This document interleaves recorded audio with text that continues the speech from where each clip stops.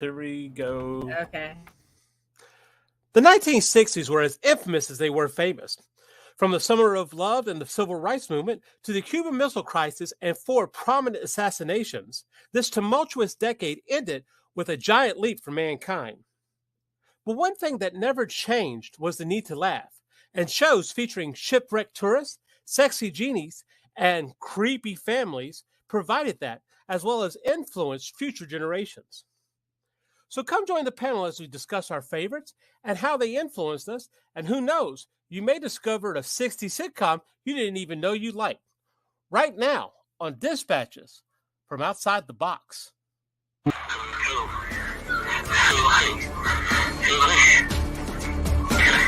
the spaces, things exist. In the lines that form the network of your mind. Behind the retinas of imagination are the particles and peripherals that made you who you are. Turn off, shut your eyes, and listen to Dispatches from Outside the Box.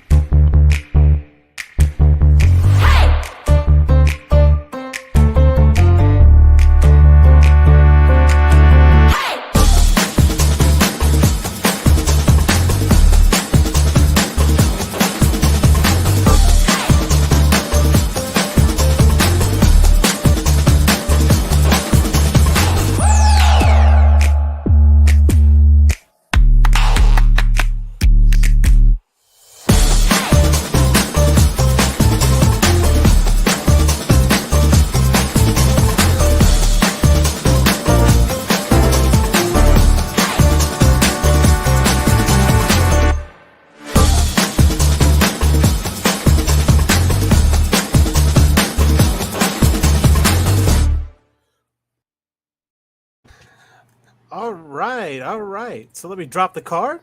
All right. Welcome to the show where we scour the corners of geekdom to inspire you to create outside the box. I'm C Michael Lanning, independent artist and mad scribbler. Before we meet our panel, I'd like to ask you to subscribe, like, share, and make sure you leave a comment. We like to hear from all sorts of people, which is why I'm going to now introduce the panel. Coming to us fresh from her battle with Copic markers. Yes. Dynamo Daphne Lage. I just got like refills too, so I'm going all the way with these. Yeah, so hello, my name is Daphne Lage, and I'm a cartoonist, illustrator, and comic book artist from New York. I have been self-publishing comics since 1992, and I am known for the funny animal fantasy adventure Tall Tales, which is in its last less than 20 hours-ish on Kickstarter right now. So there's that. And I am also known for my medieval fantasy soap opera, Eagle Raven, Heir of the First Unicorn, which is also on Kickstarter, but on pre-launch right now. This actually drops on August 22nd. I am also co-host with Nita Lanning on the Ragin to the Vlogs show every Monday and Friday on here, right here on the Ragin 2 network. And also, you can read both my comics online at Tall Tales, TAILS online.com, and eagleworks.com, EGOWORKS. And you can also check out all of my videos on how I make my comics here on YouTube at Daphne Lage, Lage Art, which also simulcasts through this channel. So again, don't forget to like, subscribe, hit the notification bell whenever any of our shows go live. Yes. Just make the algorithm gods happy. That's all. And tell a friend, somebody. And from the farthest reaches of condomdom, condomdom. No, that's a different book. What?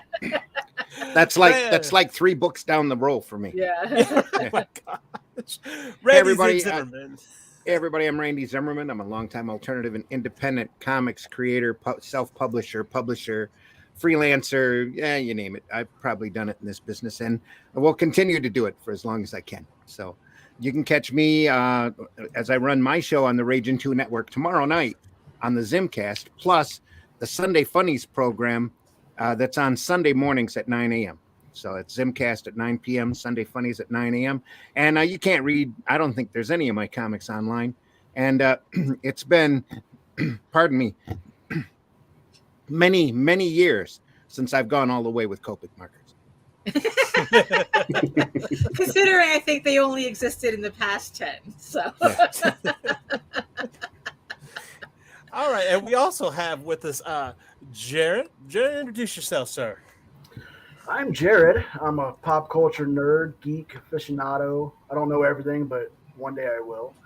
Aspiring comic book creator one day, if I get out of here. Yeah, that's me. Let me out of this box. I'm trying. That's what we're here for. That's right. We're there. And of course, also introducing Mitch Rogers. Mitch. Hello, I'm Mitch Rogers. I am a 14-year veteran of the indie comics world, horror writer, creator, and artist. And my most famous creation is the Boger, now in figurine form. Oh, awesome. Cool. Nice. very nice. You don't make it until you have a figurine of your creation. That's Yeah. true. That's true. It feels awesome. so official. When Oh, you yeah. have Or a one. Funko Pop. You got to get a Funko Pop of it. Yeah. Or you see somebody cosplay your character. That's Well, Oh, just that'd that's be kinda true. cool. That's true too. That's the Mind-blowing. next level. Yeah. Oh, that'd be weird. Just like, Well, yeah, Could be. of course it is. so it's like, wait a minute. So anyway, tonight we're talking about 60 sitcoms, and the reason why I decided to start from the 1960s instead of saying like going back into the 1950s is because when you look at the 1950s, you have the Honeymooners, you have I Love Lucy, you have the Phil Silver Show, Father Knows Best, Leave It to Beaver, and all that. But you have My Mother the Car. Yes. No, I don't. No, Yes, I you don't do. know that one. You go That go one back and didn't look that stand one the up. annals of time. No, it didn't. think I But have Fred heard that, Gwynn, Fred Gwynn was in Of that. course. That's where he started. Iconic. Yeah. It was That sounds about Iconic. Jerry Van Dyke. Jerry Van Dyke. Yeah. Was it really? Yeah. So Jerry Van Dyke, did Jerry Van Dyke have a show before Dick Van Dyke? Wasn't Mr. Ed started in the 50s as well? Probably. There you go. Don't know. Missing two I can classics. look it up on Wikipedia real quick. Two crazy classics at once. Yeah, True. but when so these are precursors. My Mother these the are Car, triples. very high concept. Right. Yeah. These are, of course, but then you get to the 60s, and there's just this explosion. And now sitcoms, and Jared, define sitcoms for us, because we have to have this definition of what a sitcom is. Right. We need we need the chat to fight over this.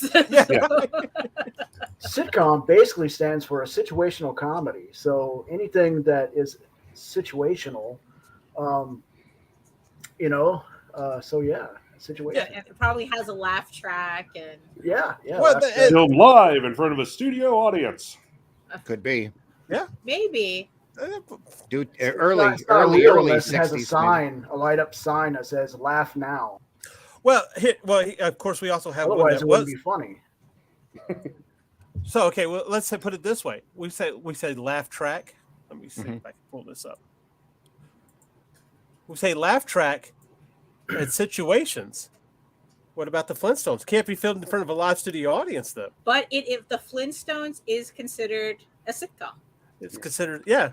Yeah. Well, it was on Essentially a prime remake time. of The Honeymoon. Yeah, it was on prime time, right? So Right. Yeah. yes, it was the first Yeah. one actually, the first animated show. first adult situational comedy. Yeah. Let's see. Okay, so what determines a sitcom? A sitcom, short for situation comedy, is a genre of comedy centered on a fixed set of characters who carry over from from episode to episode. Sitcoms can be contrasted with sketch comedy, where a troupe may use new characters in each sketch, and stand-up comedy, where a comedian tells jokes and stories to an audience.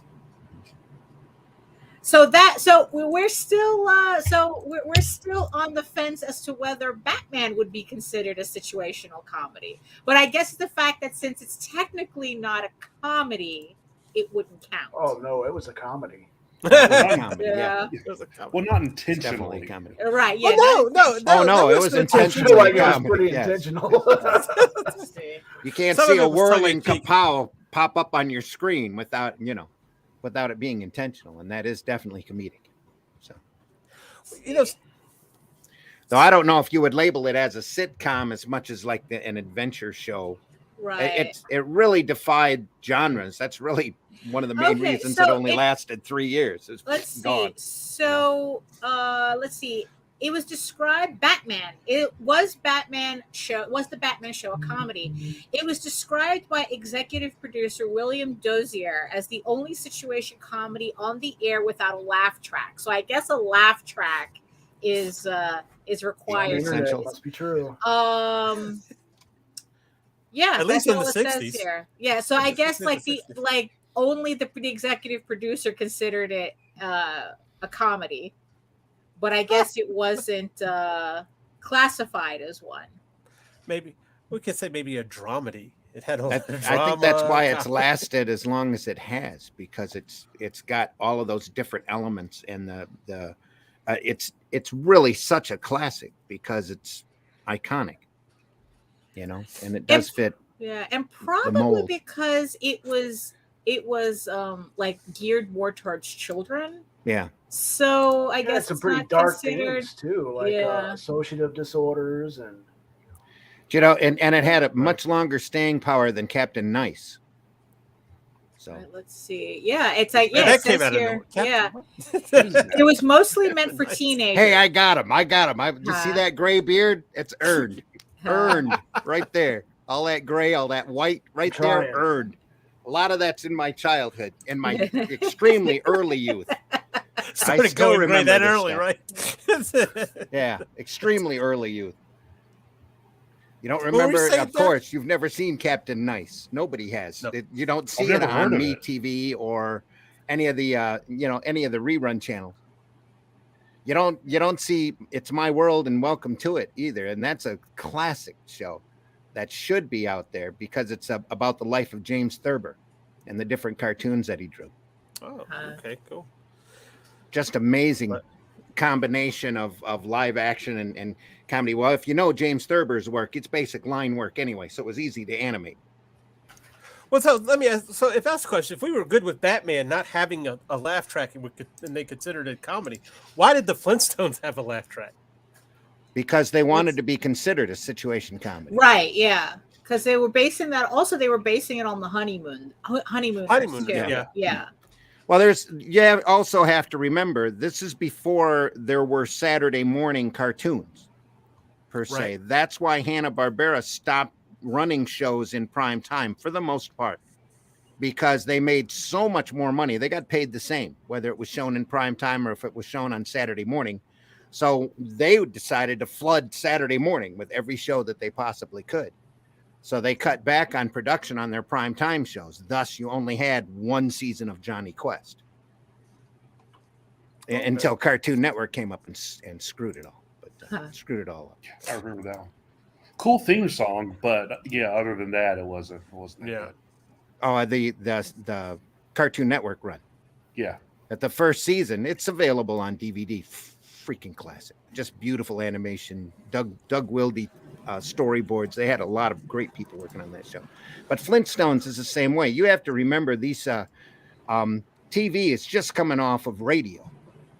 And radio had a whole lot of phenomenal situation comedies running on there and variety shows like Duffy's Tavern. And Fred Allen used to have Allen's Alley, where he would walk down his neighborhood and ask a question to everybody that answered the door. They just walk up to a door and knock on it, and whoever opened it was there. So. Right.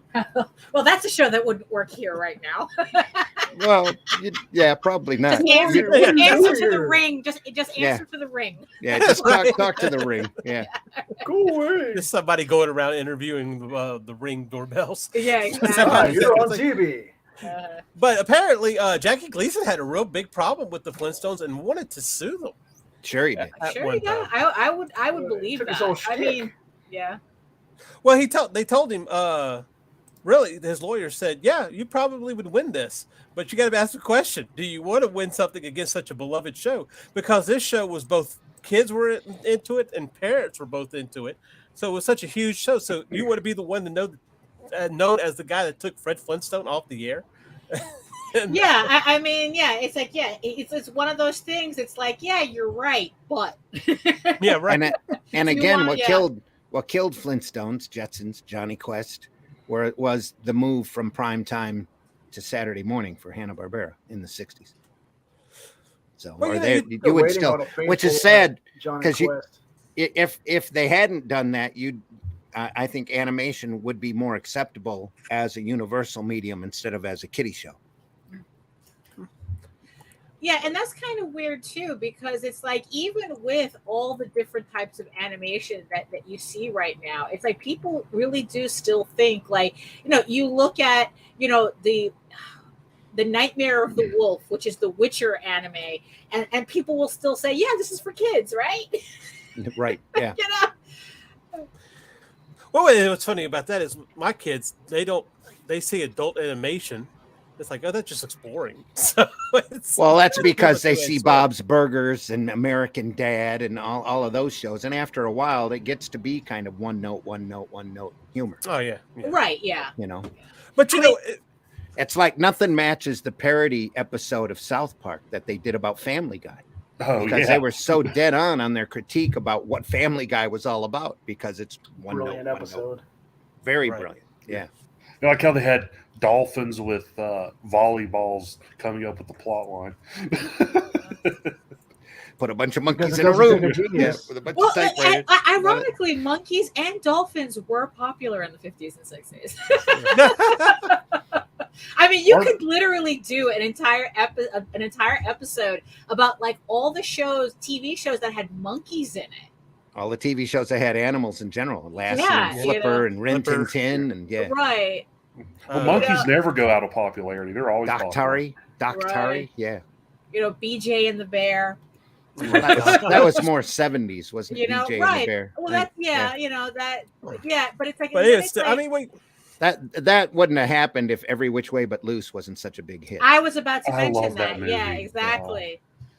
It's like, what the heck? And it's like, everybody wanted back, to I was like going, Yep. what the heck made Clint Eastwood want to do a movie with a monkey?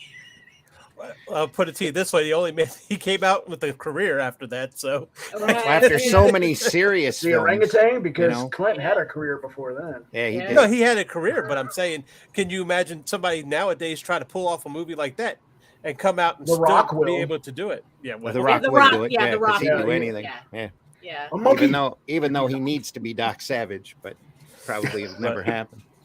But so you were saying, we went into morning cartoons, and that's how we lost the Flintstones. Yeah, but what's interesting is what you did with the 60s sitcoms. There's a lot of cartoonish stuff in their plots, in the way that they did things. A lot of great sitcoms opened with cartoons, like I Dream of Jeannie right. Yeah, Gilligan's Island was almost a cartoon like that. Bewitched opened with a great cartoon opening. Filmation, I think, do a Gilligan's Island cartoon for a little bit. Yeah, I'm sure they did. Yeah. And there was Gilligan's Island in outer space too. Right, that's a whole other thing. Everybody went into space. Whole different mess. Oh my god. And the Shmoo was involved in Captain Caveman and yeah. The whole thing. But I think, and that's what led to stuff being created, like Scooby-Doo and the Flintstones being based off, like Scooby-Doo. We talked about it before, being based off of Dobie Gillis. Right. And and the Honeymooners was basically slapstick. I mean, you look at the Three Stooges or the Marx Brothers, it's the same. That's where that humor comes from. But more vaudeville base type material. That's why when television happened back in the 50s, once everybody realized it was a visual medium, especially once color came in, they got outlandish on purpose, because you could show them anything that you could afford to show. So that's why Gilligan's in the bright red shirt and the captain's in a bright blue shirt. And you see those Star Treks that have been remade are in real basic primary colors. in order for it to pop on the TV. Batman's the same way. In order to pop on that TV Oh screen. yeah. Well, that's the reason why Ginger everybody went white? thinks that Dorothy's shoes are red when they're not. They're in the book. They're silver. Yeah. But Right. they did them in red because of the Technicolor, the Technicolor effect, and it just showed really well on camera. And nothing matches that scene where Dorothy opens her cabin door and you get just barraged by all of that color. Just amazing. Yeah. But yeah, I think Gilligan actually loans itself to a cartoon rather well. All of those old So, situation comedies do. Yeah. I mean, I think that there was a point that like a lot of these characters, like and you know how when Scooby Doo would do like the celebrity actor, like cameos and whatnot. For some reason, the one with Jonathan Winter stands out the most for me.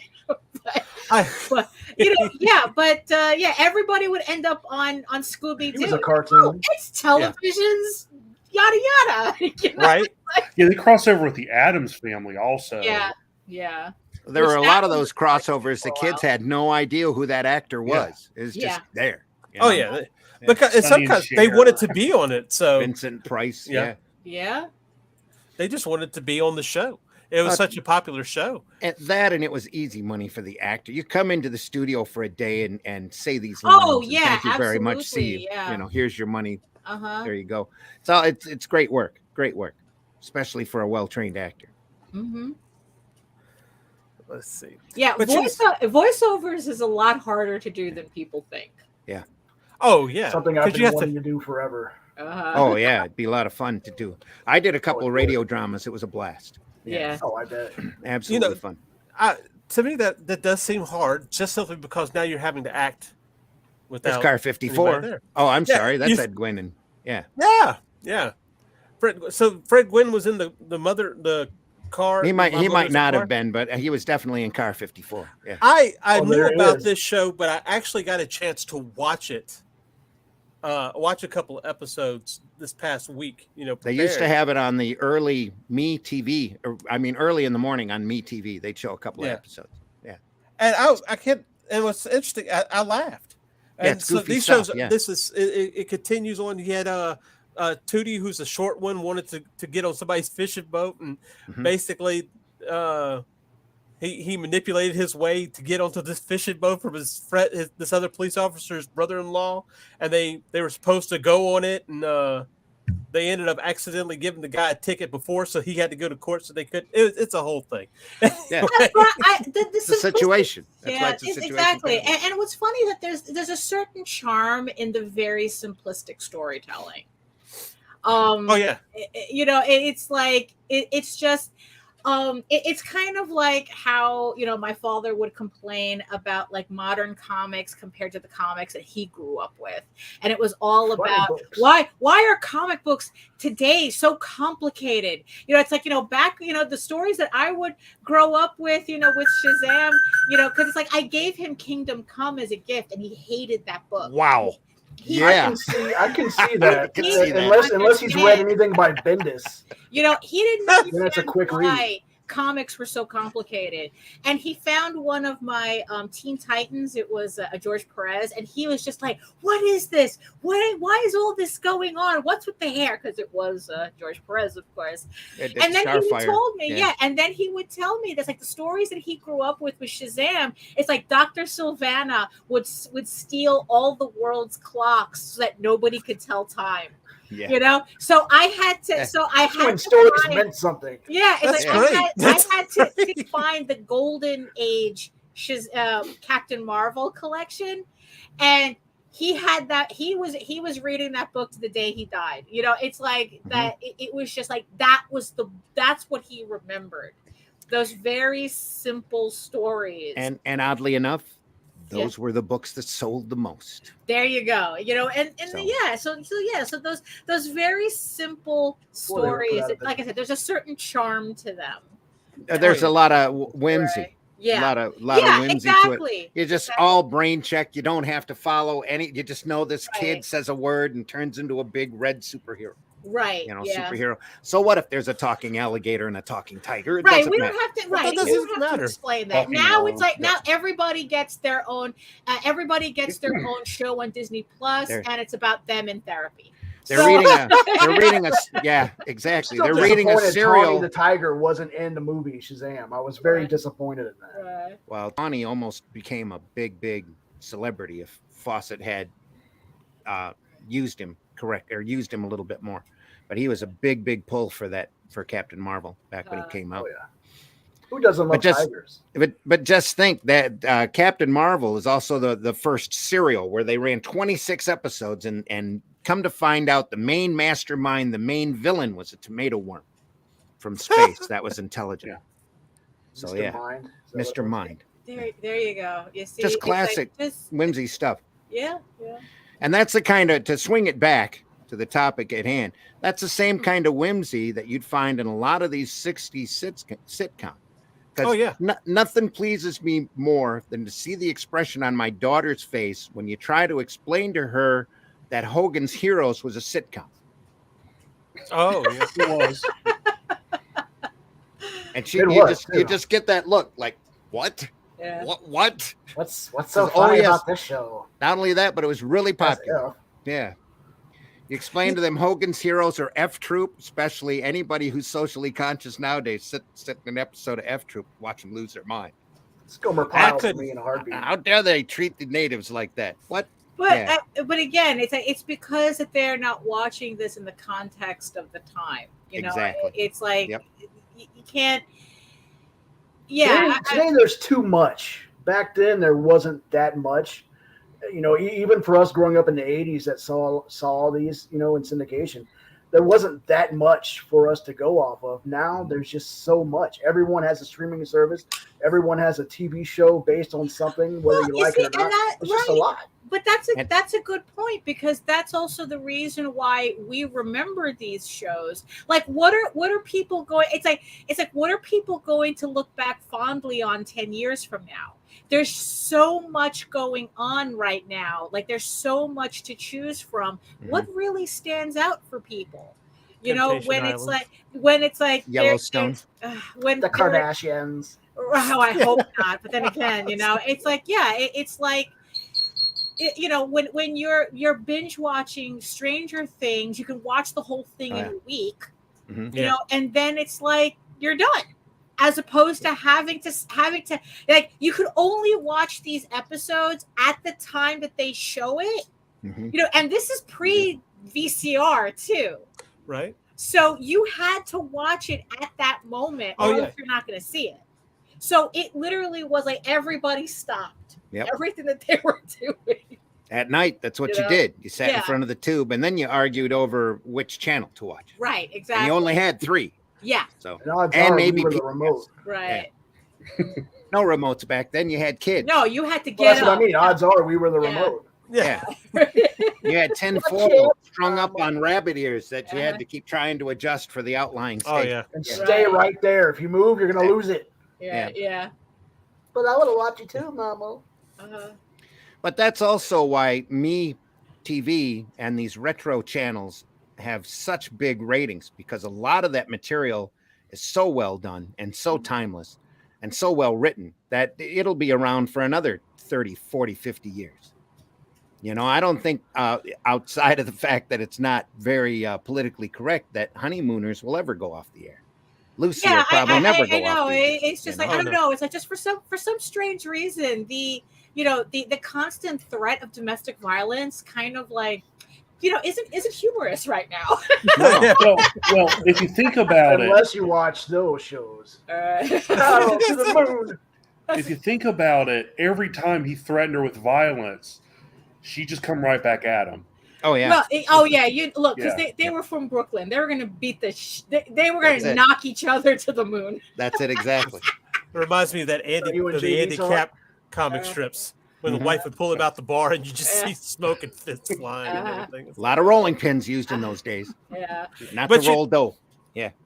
But of course, we're now diving into the '60s again, and this has been the way even since we were younger, where you would dive into the old shows to to present a new movie, and we have a new movie coming out now based on the monsters.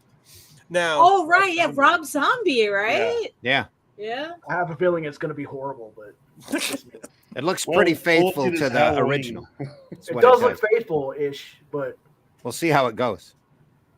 Yeah, and Tim Burton's doing an Adams Family, so well, he's yeah, doing Wednesday on Netflix. I don't know. I kind of have more faith in Rob Zombie than I do in Tim Burton, to tell you the truth. right Tim now, Burton's I saw what Addams Tim Family Burton was did pretty to. good. Yeah, I saw what Tim Burton did to Dark Shadows. I've had enough of Tim Burton trying to Well, adapt he any already did Oh, the Addams original Family back stuff. in the 90s, and it was pretty good. what's that? I said Tim Burton already did the Addams Family in the 90s. No, he no, that didn't. wasn't Tim No, Burton. that That wasn't was him. That was Barry the guy Sonnenfeld. that did it. Yeah, Was it? Yeah, Barry Yeah. Sonnenfeld, Pushing Daisies, Yeah.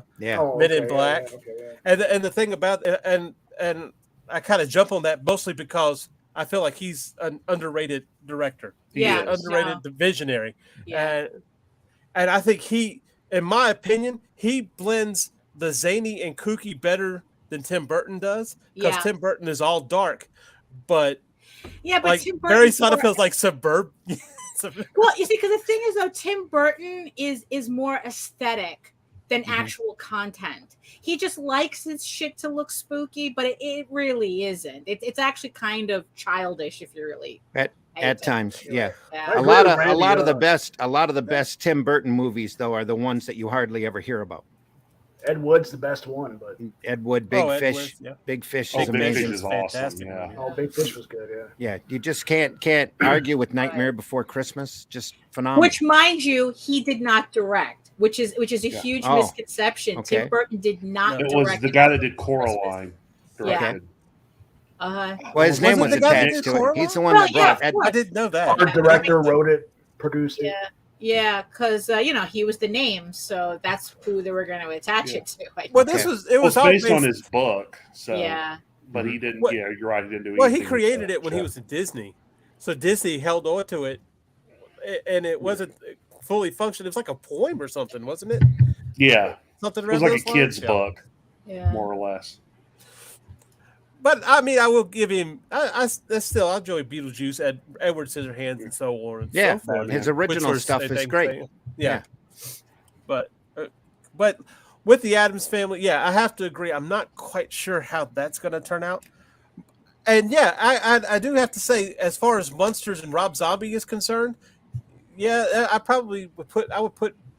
If I was going to put money down, I'd put my money down on Rob Zombie. Yeah. I I hate would the think- Rob because he grew up with that and he loves it. That's his backbone. Yeah. Yeah. Is that stuff, horror You know, and the monsters right. and stuff like that. It's his thing. And also Rob Zombie, he's not as easily pressured into catering to studio interference as a lot of other a lot of other directors are. So Yeah. he might so I kind of trust him to do like I kind of trust him with the property. I'm not sure if I'm going to go out of my way to see it, but I trust him with that more. Like I said, more than I trust Tim Burton.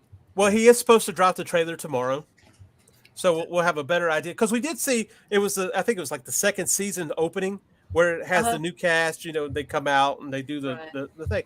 And the only thing that I could say that worries me is not so much Rob Zombie directing, is there was something about Fred Gwynn where he was imposing but innocent, and it's what he brought to Herman Munster. Right. He has a great voice. Yeah, and I'm like with watching Car 54. Where are you? He has that same. It was his atmosphere. It was. I would assume it's close to his personality. Yeah, and even though Munsters ran a couple of seasons, he was stereotyped with that character. He was. Well, yeah. that's For it's like many years. I actually when I was working in a copy shop. My store used to be in the same building where the woman who played Ginger on Gilligan's Island used to live. Oh boy. And this was the angriest woman you could come across because, the fact that I called her, you're the woman who played Ginger, because she resented the shit out of the show because of that. Yeah, whatever, kid. And no, for real, it's like she was really, really nasty. And it's like, and it's like, look, honey, I'm sorry that you resent the show that put you on the map, but Doesn't have a problem cashing those checks though, does she? Right, you're only doubt it. living in the middle of Manhattan across the street from the United Nations. Not that they got very many checks. Not that they got very many checks, because they never expected the show to last in syndication or reruns, and they never signed off on any of that. So all the DVDs and the independent media stuff and all the reruns running now, they don't see anything. Oh well, then that might be the reason why she's angry. Then most of those contracts back then, you got paid for the first 5 reruns, and you were done. Right. You didn't get any more money. Yeah. So maybe that's really things back then. They didn't. Yeah. Well, they didn't know. Well, they had no idea that syndication would come syndication. out, or DVD sets would come out, or entire television channels would be dedicated to shows from that era. I mean, it's like never imagined that. We're talking about like this was literally treated like a novelty. Like it's like, color TV. Oh, this. Oh, it's a novel. Yeah, it's a fad. Yeah, exactly. I mean, it's not surprising. That's why like nowadays it's all now it's like everybody kind of has to like think about. It's like, okay, what could possibly happen in the future that I don't want to sign away on. Yeah. But what's funny is you're talking about Ginger, and I don't know if Jarrett remember this because he's from around here. Donna Douglas, who lived around here, I think I was talking to Nita about this the other day. Oh yeah, see, there you go. And I just realized, her name is Donna Douglas. I always knew her as Ellie Mae. She had no problem with who she was. No. In fact, maybe a point, to a fault. In my opinion. Yeah. I mean, I guess it depends on how grounded they are. From what I understand, Ginger was the same on Gilligan's Island as she was throughout all of her life. She was the same on the set too. She was very difficult to work with and just a pain.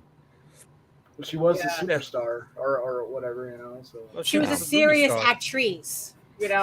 So was Jim Backus, but that doesn't. And While I was bedridden, I was watching Turner Classic Movies, and they had somebody walk across, young, beautiful, blonde. And the first minute she opened her mouth, I went, "Oh, that's Mrs. Howell! Holy crap!" Mrs. Howell. Yeah, I know. That's Mrs. Howell. She's got a big movie career. She had an appearance in a number of movies before. Oh my God, there was some footage of Lucille Ball when she was doing some like Ziegfeld Follies films. Oh yeah. And it's like, holy crap, we really are all hot at 21. Yes. She was beautiful. I mean, it was this whole circus theme. She was the ringmaster. Look it up on YouTube. It's just absolute. I mean, just the whole theatrical thing of it is just glorious to watch. But to realize that's Lucille Ball in all her hotness is just like, oh, hello there. Hey, before she discovered television and decided to become a mogul. Yeah, exactly. She knew which incredibly side of the deftly well. On. Yeah. I feel the same way about Mary Tyler Moore and the Dick Van Dyke Show. I mean, I think she's hot in it. Oh yeah. Oh yeah, incredibly. Oh yeah, absolutely. I wish she would have left herself alone and just have aged. She still would have been beautiful. Hollywood, man. You see, that's the problem. It's like that's not a Hollywood standard, and nobody did that back then. And I think especially in that time, the studios still had control over what the actors did or what they were able to do. So it's like, you had to, there's no aging gracefully in Hollywood. But a lot of those plastic surgery techniques come out of that Hollywood era where they figured out that, what Botox was good for, that kind of stuff. And remember, it's better to look weird than to look old, which explains a lot of the weird that we keep saying. Yeah. It's true. I think they just screw it up like Mickey Rourke. They just get to a point where they're like, well, crap, there's no reversing this shit. Right. He looked better as Marv. Right. Well, that was great. That was probably the best role he's ever had, personally. Probably. Yeah, but like the prosthetic, compared to his real face, he looked better as Marv, in my opinion. Other than this.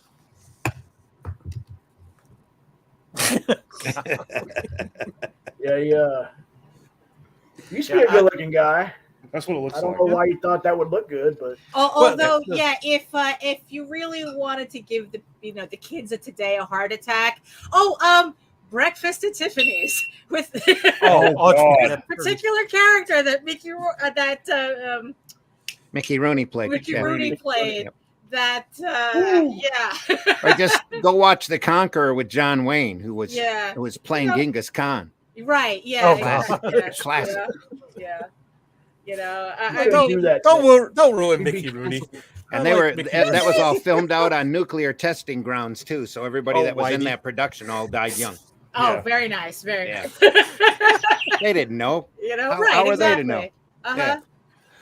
But you know what? You brought up. Meanwhile, the insurance meanwhile, company John Landis, like, I had to chop kids in half with a helicopter. Yeah. Oh my gosh. Twilight Zone. Oh, ouch.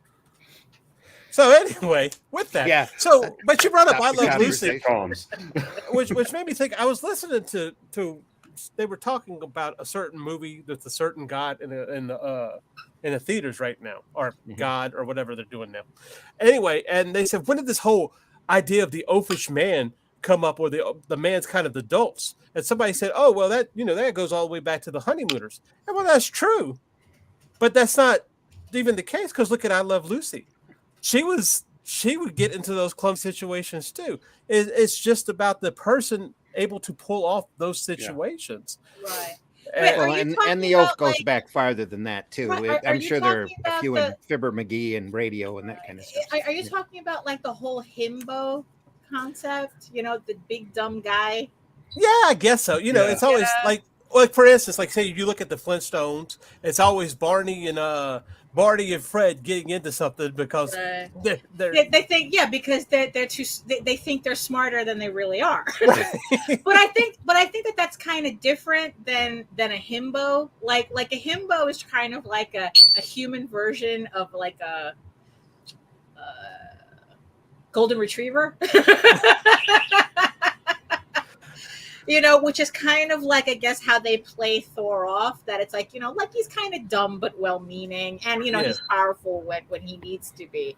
But the thing is, though, with the Flintstones, though, it had more to do with, like kind of like their hubris gets in the way, kind of. Right. A lot of these guys, they think they're smarter than they really are, and hijinks ensued. Right. You know what you get from the get-go. I don't know, like Thor. They set him up in the first few movies as kind of serious. There was comedic parts, but they set him up as a serious ancient god who's discovering what coffee is and blah blah blah. And then all of a sudden, you get Thor Ragnarok, where he's a goofy bastard. Yeah, right. Which okay, Ragnarok worked in my opinion. The new one, it went way too goofy. Everybody was goofy until the end, and I think it was just too much. It's good to have comic relief, but it was just too much. In my opinion. I'm reminded of the original run of Batman films.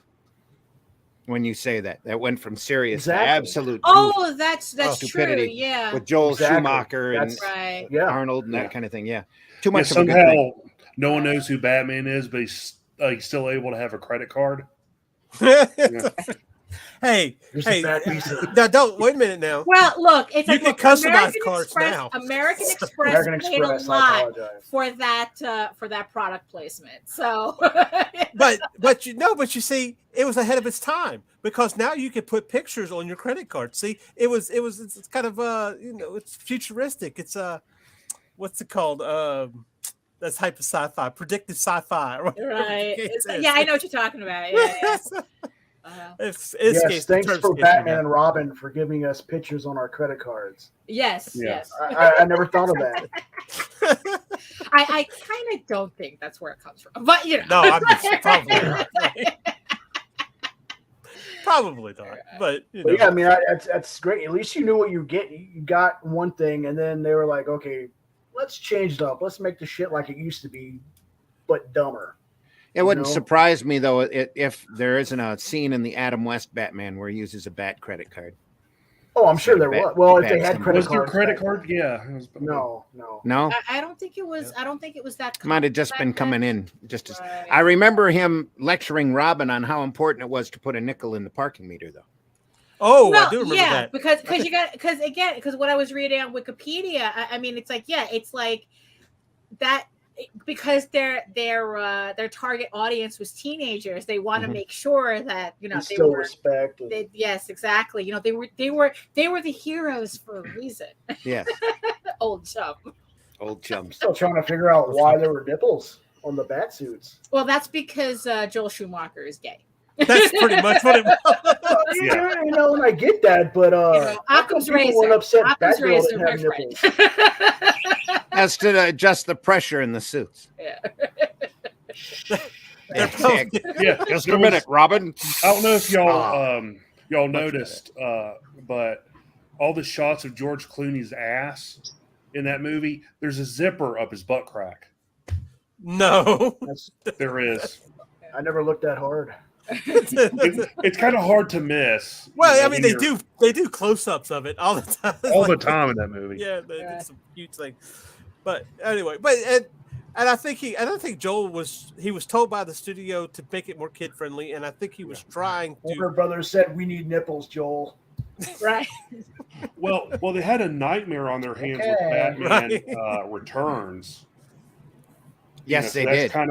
So that's kind of why they because that's actually my favorite. Yeah, it's like I always like the darker sequel for some reason. Same thing with Empire Strikes Back and Temple of Doom and Batman Returns. There's just something about those when they go dark on that sequel that it's like, oh, that's what I want. Yeah, believe it or not, they went darker than the first movie. Yeah, Mm-hmm. yeah. Oh yeah. Well, I mean, he was still playing around with what he was going to do with the character. But he did touch on a lot of this. When you go back after you've read The Killing Joke, and you know, because I saw the movie, like it was a sneak preview when I saw the movie in the theaters, the first one years and years ago, and we're not going to talk about how many years. You can go look it up anyway. Yeah, exactly. You guys do the math.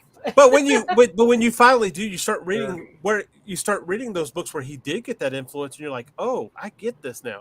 I understand what he was doing here. Well, the books kind of fed off of the movie as well, because they went into a harder, darker tone right after the first Burton movie. Right. You really can't get darker than the. Oh, I'm sorry. Go ahead. No, go ahead. You really can't get any darker than the original Bill Finger, Bob Kane stories where he's throwing people out of windows, but nobody remembers breaking their necks. Yeah, nobody remembers those. That you have to go back and dig those up. Had a gun too. Then. Yeah. Only for the first couple issues, then he dumped it, the gun. But that's because he was too close to the old style pulp characters that he was patterned after anyway. Yeah. So, and it was for kids, like you said. That's why Robin came in, just to lighten the book up. Uncle. Yeah. Cousin Oliver. Watch out for Cousin Oliver. Cousin Oliver. That's the 70s. Well, kind of the 60s. But speaking of that is 70s, right? Brady Bunch. Well, yes and no. I stuck with. You do have stuff that started, like, for instance, where Car 54 were RUs, did start in the 50s, but it started late enough to be an influence in the 60s. And the same thing with the Brady Bunch. The Brady Bunch started in 69. So when we do talk about 70 sitcoms, we'll venture over into that. But so that's why I was that's how I was gearing things. So, because if it's kind of like doing like with the Simpsons. You could say, oh, The Simpsons started in the 80s, but I think it started in 89, and it was late in the year in 89. So really, it's not an 80s cartoon or 80s show as much as it's a 90s show, and that's where it's, where it really made its impact. But that's how I kind of looked at it. Now it's just holding on like a dying whale. Even the Flintstones knew Keep when to it going let for the go. sake of keeping it going. Not necessarily. Not No. necessarily, right? They Well, I milked mean, that puppy as far as it would go. Pebbles and Bam Bam, they grew them Oh up. yeah, no, Captain really, yeah. Caveman. And they've crossed Flintstones over with everybody. Jetsons. And then they ended I up like in that movie. space. I did They too. became Yeah. cops. Again, the Shmoo and Captain Caveman was involved. Yeah. It's like- So what was the green guy's name? Kazoo. Kazoo. The Great Kazoo. Kazoo. Great The Kazoo. Great Kazoo. Yeah. Oh my. Yeah. So what was the brainstorming behind that character? Hey, let's add a little green alien. My Actually, favorite Martian. Martian. Right now, Actually, Star Trek. I Let's want put to an alien. know why they were so obsessed with the Shmoo. That's, It's well, like the the little Shmoo, Abner thing. the Shmoo came from Al Cap and Little Abner. Yeah. But Yeah. my favorite Martian was really where Gazoo came from. Look at the antenna. Yeah. Yeah. Oh, that's Yeah. true. That's Yeah, true. true. Yeah. And that was a pretty Yeah, the popular show. Kazoo kind of did have a Ray Walston type voice, Mhm. also. You know what? Ray Winston always reminded me of the Smothers Brothers for some reason. Yeah. Every time I saw him, I was like, "Oh, that's the Smothers Brothers." Oh no, that's Ray Winston. That's Okay.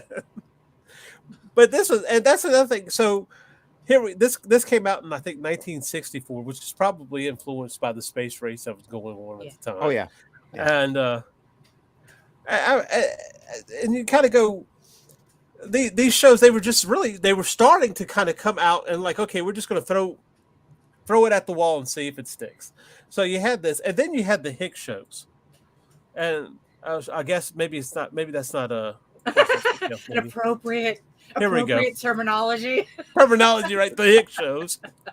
Don't knock Petticoat Junction. I never used to watch watched that in syndication for Never years. saw it either. I have never seen Petticoat Junction. And it took me up until just a couple of years ago to realize the mom who's down there in the lower right, the Yeah. mom on Petticoat Junction was the voice of Betty in the Flintstones. Oh, Is that right? Yeah. Never realized it till I saw a picture of the Flintstone voice cast. Oh It's wow! like, well, yeah, that's the guy who did all the Looney Tunes cartoons, and that's Your useless trivia for the day, kid. the guy who really This looks is like all Fred. useless And then it's trivia. like, what's the lady from Petticoat Junction doing? Oh, she was Betty. Oh, that's crazy. Trapped on Okay. Earth like Uncle Martin. Yeah. Yeah. Well, okay. Please explain to me what was Petticoat Junction about? Because as far as I know, they used Petticoat. to bathe in the Hooterville water supply, and that's Then you about just it. you just mentioned that was the main push for Petticoat Junction, Hooterville. Hooterville. I like that place. I'm going to say that was Hooterville. intentional. Was it Hooverville? What makes you think it wasn't intentional? I hear they make great wings. They do. Yeah. In wait Oh, staff. it's named after an owl. It's named after No, an no, owl. of course. Yeah, yeah. Yeah, right, It's- right. it's They an love owl. the Hooters Yeah. and petticoats. Yeah, So what? yeah. But what was the plot? If you were somebody asked me what Petticoat Junction was about, it's There was a surely town. not- There was a Yeah. train. There was a hotel. That was it. That's it. And That's the the- hotel And was thus- run by a and thus lady who the- had 3 daughters, a single mom with 3 daughters, And thus then the and a situation lazy comedy. uncle. The situation's There's insane. always a lazy uncle. It's always a lazy Of uncle, course. but a lazy Always. scheming uncle. Ah. The country folk shows was a staple all through the 80s and beyond for CBS. Well, that's Sure. true too. Yeah. Hit Yeah, but shows. then you had the hillbilly stereotype that raged during that time. That's why Little Abner was so popular. Yeah. It's where Mountain Dew came from. Come on. Yeah, Country Bear Jamboree, man. Yeah, Country Bear Jamboree. If you go up here to the Appalachian region and talk about Mountain Dew, they're not talking about soda. No, No. but Now, here's Green the- Acres, yeah, came from that. But you can explain what Green Acres is about. He gets tired of the city living. He wants to. Well, heck, tells you. Yeah, Is that right. Green Acres? That's Green Acres. Yeah, Right, right. absolutely. It's What it's the place to be. Yeah, One of the first things I ever learned on guitar was to play that. yeah. Yeah. So, which is Zaza Gabor, Yeah, which really turned out to be the her original, character. the original Kardashian. Yeah, By the way, exactly. She That's slapped the fair. top. That's Yeah. fair. She did. She Yeah. did. It was only a few years before she passed, too, wasn't it? It wasn't. But It was that was back in the always a 90s. staple. That was always a staple of those early sitcoms, is to take somebody and put them out of their element into a recognizable element. Genies, witches, rich people, Right. or Hillbillies. poor people that hit it rich with the Hillbillies, Beverly right. Hillbillies. Yeah, yeah. Because And Beverly that's- Hillbillies was just the opposite of Green Acres. yeah. Yeah. Link to Petticoat Junction. Now you talked about this the other day, didn't you, Randy? About Green Acres and Petticoat Junction, and even Beverly Hill. Was it Beverly Hillbillies that would cross over? No, the Green Acres was in or around Hooterville. Ah, okay. And it spun off from Petticoat Junction. Petticoat Junction was a big show for CBS when it came out. Hooterville sounds like a better place to live. It is.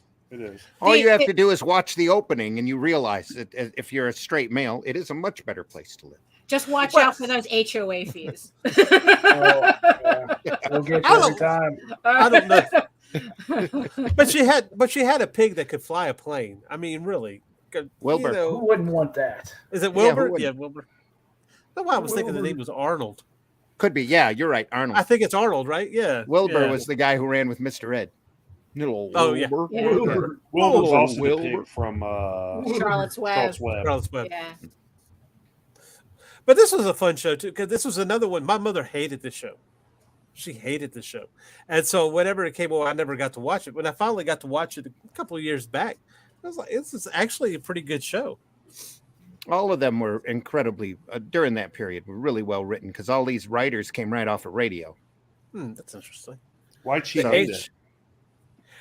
She felt it was stupid. I think it was probably the pig. Pig drove her the way crazy. He's a Huh? pig Wow. today, yeah. Well, if you do, Take It's a pig serious. unrealistic. You can't take it seriously.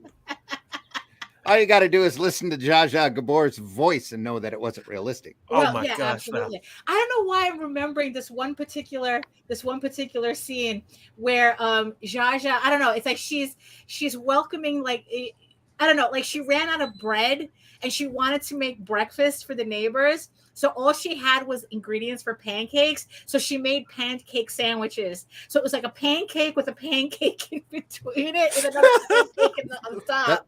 That explains the latest rage at Cracker Barrel. Cheesecake pancakes. Yeah, there you Is go. that right? Well, it Oh is my Cracker God. Barrel. Yes, it is. What is Cracker Barrel? Cracker Barrel is very nice. Thank Cracker you. Barrel, It's very nice. I highly recommend it. It's probably the best convention food. Comfort food, yeah. Warm. Yeah, convention. Yeah, it's like because every time we go to a It's like convention, hospital food. it's like we always go, "Where's the nearest Cracker Barrel?" It's the only time we have Cracker Barrel is when we go to a convention. So okay, so you had your hillbilly shows, you had your you had your situation comedies like Gilligan's Island, real far out, but then you also now surely people had to be protesting this show, right? Never. Why? Because it's witches in the 1960s. That's See, Well, we grew up that in the was back 80s, when moms were a even- lot more tolerant of Yeah. this kind of witchery and stuff. It might not Like- have played as well in the South, but Back everybody then it would laughed come at on it. and the moms already started drinking a little bit, so they're like, "Oh, I totally relate to this show." Look, it's like you know, it all. It's like look, you know, it's like yeah, it's a little schnapps, a little Valium, you know. You know, mommy's little helper. You know. But you know Well, what? the witch Tolerant part of a lot wasn't of really the witch part wasn't really like focused on. It was mainly just the magic part, so that could have been Mhm. it. Well, they Oh, weren't no. sitting around worshiping Satan. If you were to do Yeah. Bewitched today, there'd be all sorts of little Yeah. demons running through it. And I she would had, watch the she had hell out crazy, of that. yeah, she had crazy aunts and uncles. That's Sabrina I mean, on it's Netflix. Yeah, I mean, it's like look at I Dream of Jeannie. I mean, it's like she's wearing that little crop top and You did. Oh, God, with her little. Well, that got her Orientalist into a lot of thing trouble going at on. times Yeah. too. Yeah. Oh yeah, That was because me. they had to raise it because I think at one point it showed her belly button. They They Yeah. had couldn't- to yeah. raise it. Yeah. Yep, just they to- couldn't show her to navel. censor That was a it. no-no in the '60s. Yeah. Which Too much I That was never that was a- understood Yeah. that. So because more- I've that was a never sex looked at organ. it. It was a sex organ back then, Mitch. Yeah. How? Still is. You can't do anything with it. It's- It's It a was a belly navel. button. It's Or you because could you're lick not. It's because you're not creative The enough and things you haven't can read do with enough a belly hentai. button. So. Exactly. That Yep. reminds me of that Weird Al That's it Yankovic exactly.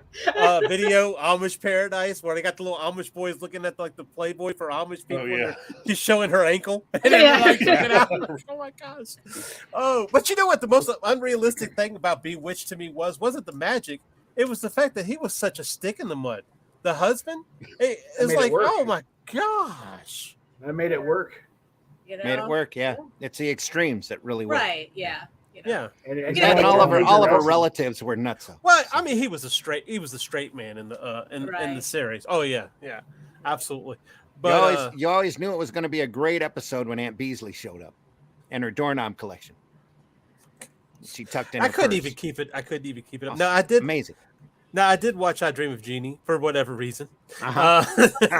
We all did. And I can understand, and I think the difference for me, I can't remember what his name, Colonel Major Healy. Major Healy, that's what it was. Yeah. The difference J.R. between Major Ewing. Healy and J.R. Ewing. Darren. Yeah. Oh, sure was. Oh my gosh. Yeah. What a contrast. I didn't watch. Oh, you just I didn't watch connected that. that. did you? Yes, I JR, didn't man. Wow. Oh, It did not even. Chris's I did brain not is realize. everywhere. Now. Wow. Yeah. Well, I didn't watch Dallas. I can give it. And the guy that amazing. played the Yeah. nephew in My Favorite Martian also played David Banner in the Hulk show. Yeah. Right. Just, Yeah. you know, in case you didn't know that. Also. Oh, that could be. No, I didn't really pay Well, that much attention to that. But I think he took the J.R. Ewing role because it was against his type. Because of I Dream of Jeannie, typecast him as a comedy guy, and here was a chance to do drama. He jumped at it. Right. Yeah. and he was so much older at that point in time. Well, that too, but you know. No, I can see it now when I hear it, but I didn't. Some of the put best it together. comedians make great dramatic actors. No, absolutely. Oh, this is true. That's Oh, yeah. The guy why. that played That's Gilbert, why I can't Bill remember his Murray. name, but he was a that's serious what- actor. Yeah, that's why Bill Murray was devastated when he lost the Oscar to Lost in Translation. Yeah. Because I mean, it's like, yeah, that was like his first, like that movie was supposed to prove that he was a serious actor, and he lost it to, I think, Sean Penn. Not Well, Sean, he had yeah. tried that a few years earlier with Razor's Edge and didn't get any notice from it. Yeah.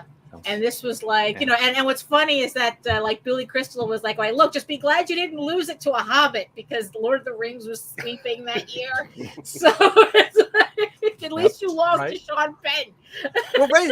But Razor's Edge, he ended up doing that movie. He was able to do that movie because he did something else that he didn't really want to do. Was it Stripes? That he agreed to years do earlier. something. That was Yeah, but Stripes he- was That was at the not beginning. much earlier. Yeah. Yeah. But he agreed to do one of the comedic movies. Maybe it was Stripes Meatballs. was about 30 years. Wow. No, you not could do- Lost in Translation. No, I'm sorry, no. not Lost in Right, Translation. yeah. Talking about what'd you say, Razor's Edge? Yeah. Oh, That Lost was in one. Translation was really an independent movie, very Yeah. low budget. Yeah, no, I'm not talking about Lost in Translation. I'm talking about Razor's Edge. He did that movie. He was able to do that movie because he agreed to do. I can't remember if it was Meatballs or one of the other One of his comedic other movies. screwball comedies, probably Yeah. Caddyshack, knowing how things It ran. could be. It could Yeah. be. Especially But- Caddyshack, because a lot of those actors couldn't get along with each other on the set. That's Oh, why a lot of the Especially him and scenes are Chevy shot Chase. separate from everybody else. Yeah. That's crazy. Jesus Christ. that's what happens when you make a movie full of assholes. Yeah. Yes. It was a lot of assholes in that movie. Of course, then they married her off, and she eventually. Speaking of was eventually- Caddyshack, But I yeah. have Rodney Dangerfield. Oh, cool. Oh, yeah. But and what I would say is, as far as Major Healy, I could take Major Healy over Darren. Darren's was just a stick in the mud because Samantha wasn't,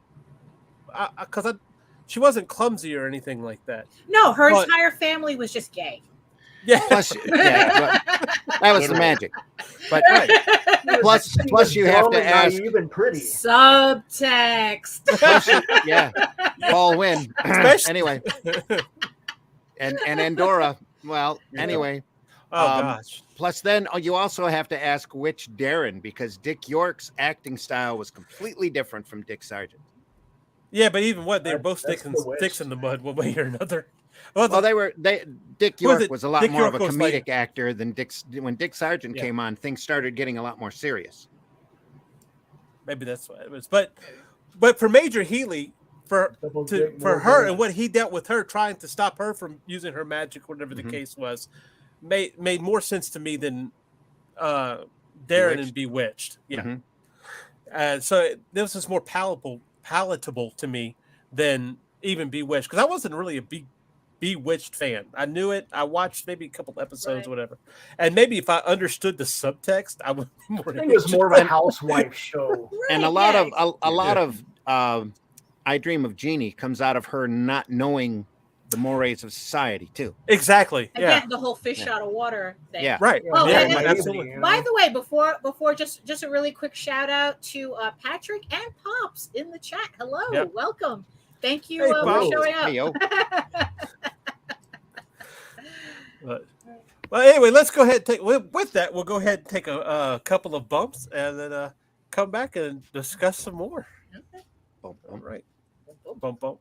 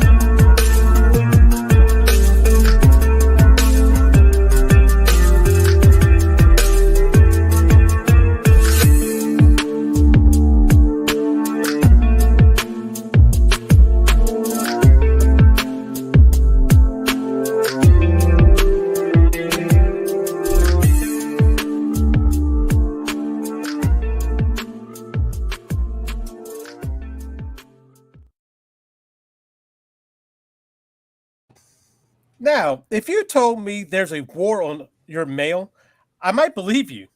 Then I'd suggest arming those precious crowdfunded creations with Gemini mailers. And since there is a war on gas prices, I'd also tell you to use the discount code RAGIN2 to save yourself 5% on all the Gemini mailers. So get over there and just type in RAGIN2 to earn 5%. And also,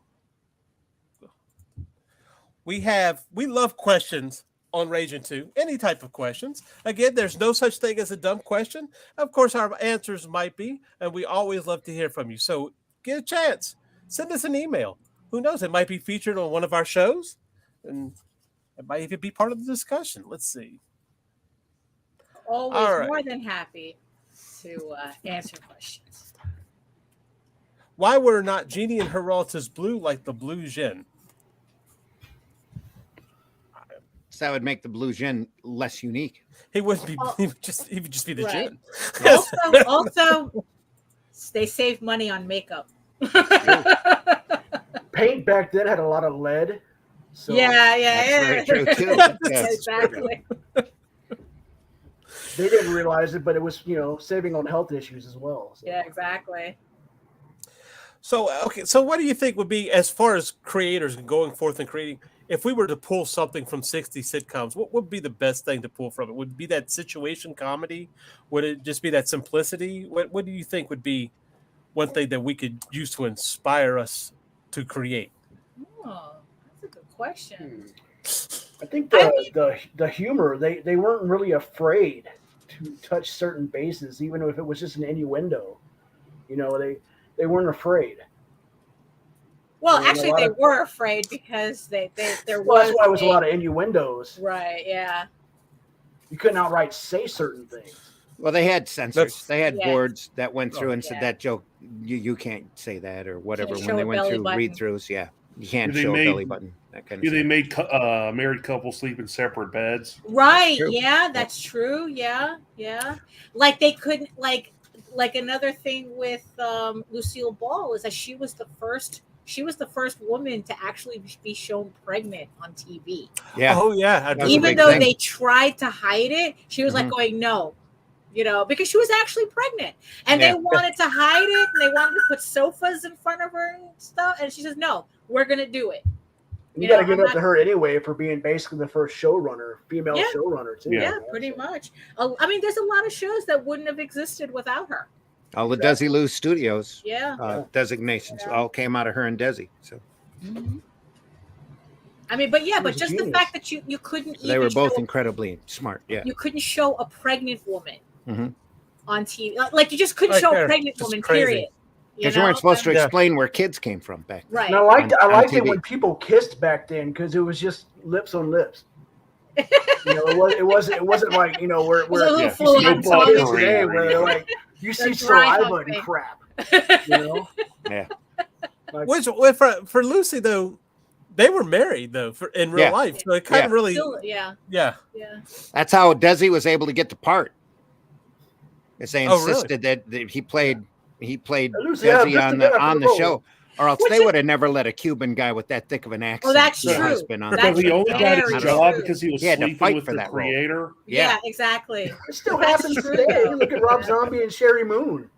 Yeah. I just find it ironic that the running gag on I Love Lucy was that she was trying to use Ricky's club as a way to try For to her get in. for her to get like Yeah. an actress. Like I always remember her like going like that she thought that once she was in the club, all she needed was one producer to go, that's the girl I want, and it's like all she had to do is just be there.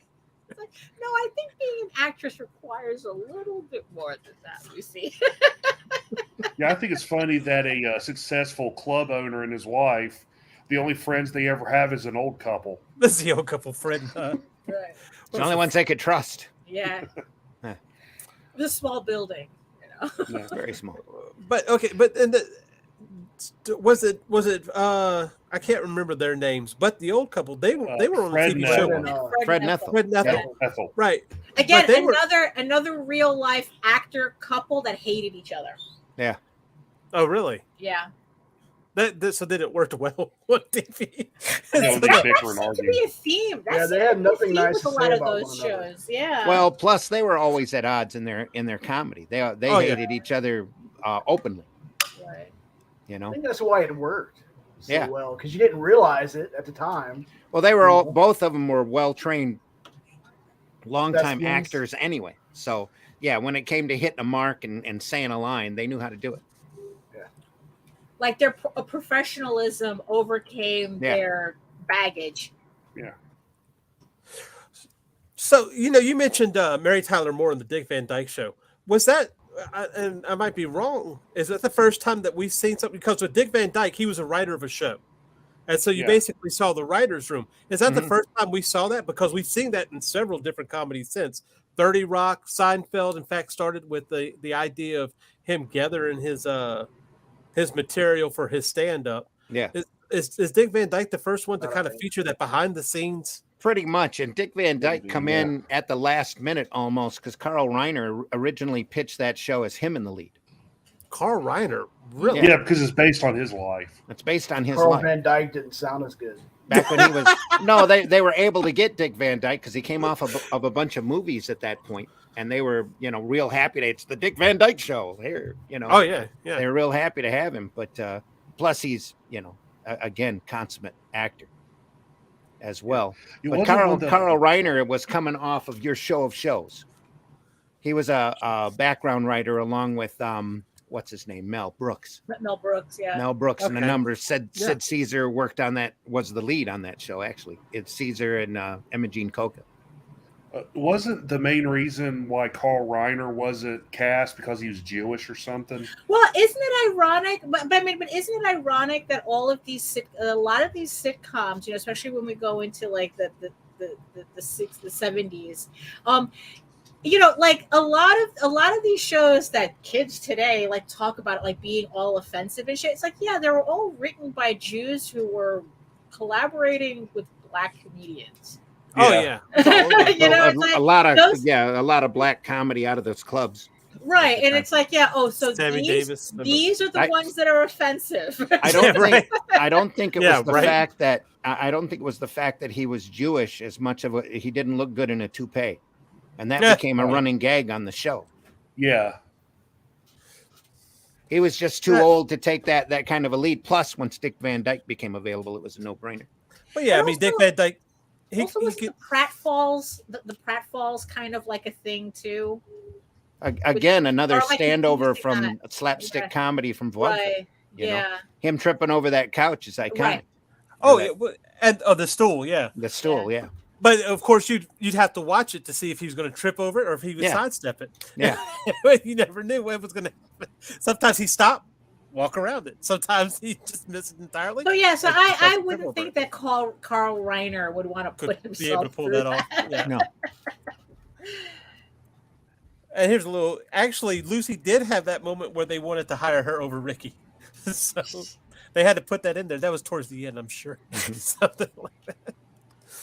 But no, I never knew that about Carl Reiner and the Dick Van Dyke Show. But again, you take Dick Van Dyke. He's a younger guy. He's known for his physical. He was their big boss. That was the boss they were always writing for. Yeah. It was Carl Reiner. Yeah. Oh, okay. Did he ever show up on the show? Yeah, All the time, a few yeah. times. All the time? Yeah. So- Was it Alan? What was the show? The showrunner, the guy's name on the show? It was Alan something. That Carl The bald Reiner guy? played. Yeah. I couldn't tell you what his name was from the show. There's but- two bald guys because the producer of the show that would always get on to Dick Van Dyke and his crew for doing Yeah. something, they'd always make fun of him for being bald. Mhm. I'm sure there were a lot of bald jokes Nothing flying wrong with on that bald set. people. Yeah. Yeah, well. They were probably the ones writing them themselves. Really though, the first real bald lead was Kojak Yeah. or Picard, you know. Telly And even then, Actually, Savalas would be wouldn't Yul grow Brynner. hair and- I would think Yul Brynner would have been. he didn't have a lead on first. TV though. Well, no, but he was like the first bald superstar kind No, of. there's a lot of pictures out there with him with a full head of hair. Ah. His really big shave was for the King of Siam, King and King and I. When did that come out? King and I. Early 60s, I think. I think so. Deborah Kerr, Yul Brynner, classic movie. 56. Oh, Yeah, yeah. yeah. He was also 50 bald Cent. in. No, that wasn't him and Andy. Never mind. For some But reason, even- I thought it His was best Andy. role was Westworld. We already know that and 10 Commandments. Oh yeah, he was bald in Ten Commandments. Well, that's how I would know Yul Brynner is not necessarily as an actor, but he's a bald actor. Yeah. And that guy in Cool Runnings was named after him. Anyway, so anyway, but yeah, so I guess we'll go ahead around the room and tell everybody where we can find each other. Oh. And Oh, where can I find myself? We didn't even mention Hogan's Heroes. Come on. Or just okay, one. well, let's talk about Hogan's Yeah. Heroes. Andy I did Griffith. not. Oh, this Best is true. show, best What a great sitcom show. of the '60s, in my opinion. Was what? Andy Griffith. Andy Griffith. Oh yeah, classic. Yeah. And again, another hillbilly show. Well, Andy Griffith was spun off of the Danny Thomas show. Yeah. Yeah. Well, and then One of the points they made on Facebook recently was the reason Andy Griffith, the whole town, was so happy is everybody was single. That's Yeah, true. too. wait a minute. There was an interview with Don Knotts, I think not too long before he passed, where they were talking about how wholesome the show was. Magnificent And he- Seven, yeah, classic Yul Brynner movie also. and, Meanwhile, uh, everyone was like swinging in that town. Did Hogan's Hero Well, he beat? did. No. He did No, he couldn't. mention it that when someone I was talking about how wholesome the show was, he was like, have you noticed how Barney Fife is always going to Thelma Lou's house to watch TV, but when you see her home, there's no TV? He was like, Yeah, The original Netflix and chill. yeah. yeah, exactly. Mhm. The fact that Barney can get a chick, you know. Right. Oh, yes. he it's got for everyone. around. If you watch the show, when he was with Thelma Lou, he was also chatting up Juanita down at the diner. He was a horn Like dog. Randy Yeah. said, they were all single. you They were know, all Yeah, single. getting exactly. mingle. Yeah, exactly. They were all trading keys. Yeah. It's Well, they just a didn't have larger to, version they of the locked their villages. doors. Yeah, in Florida. Sure. Back then, they could So- walk to each other's house. Though. Yeah. Yeah. And They, of they course, left them all unlocked. Thelma Lou, is that pie that you're cooking? Come on in and find out. Oh, I can smell that pie all the way from Andy's. Ah, well, that show has made itself So even in today's society is still a staple of what is idealistically American. Small town America. Yeah. Small town America. Where everyone is single and swinging. Yeah. Everybody's slinging. Yeah, there you go. There we are. The town drunk locks himself up. Sounds The like a cops don't song. have to go chase him down. Just made it easy for Andy. Yeah. I remember, what was it? The one that, like, Barney did a U-turn, and was it Gomer? Gomer said Yeah. he was going to make a citizen's Citizen's arrest. arrest. Citizen's arrest. So what made that character so popular to give him his own spinoff? Gomer It's Pyle. the accent. It's the Yeah. accent. Golly. Yeah. Yeah, well, he was kind of a grown man child. Yeah. So, I think Yes, he that was. sparked- That's why he started saying Shazam all the time. Yeah. That's to keep that Captain Marvel link running. Yeah. Which really worked humor wise when he joined the Marines. Was it the Marines or the Army? It's a Marine. You know, that kind of rigid structure, and you have this guy who's basically, like I said, a man child. Mhm. Constantly getting into Again, situations. it's How'd that you- fish out of water motif. You take a Right. guy who's set in a small town America and stick him in with the big armed forces.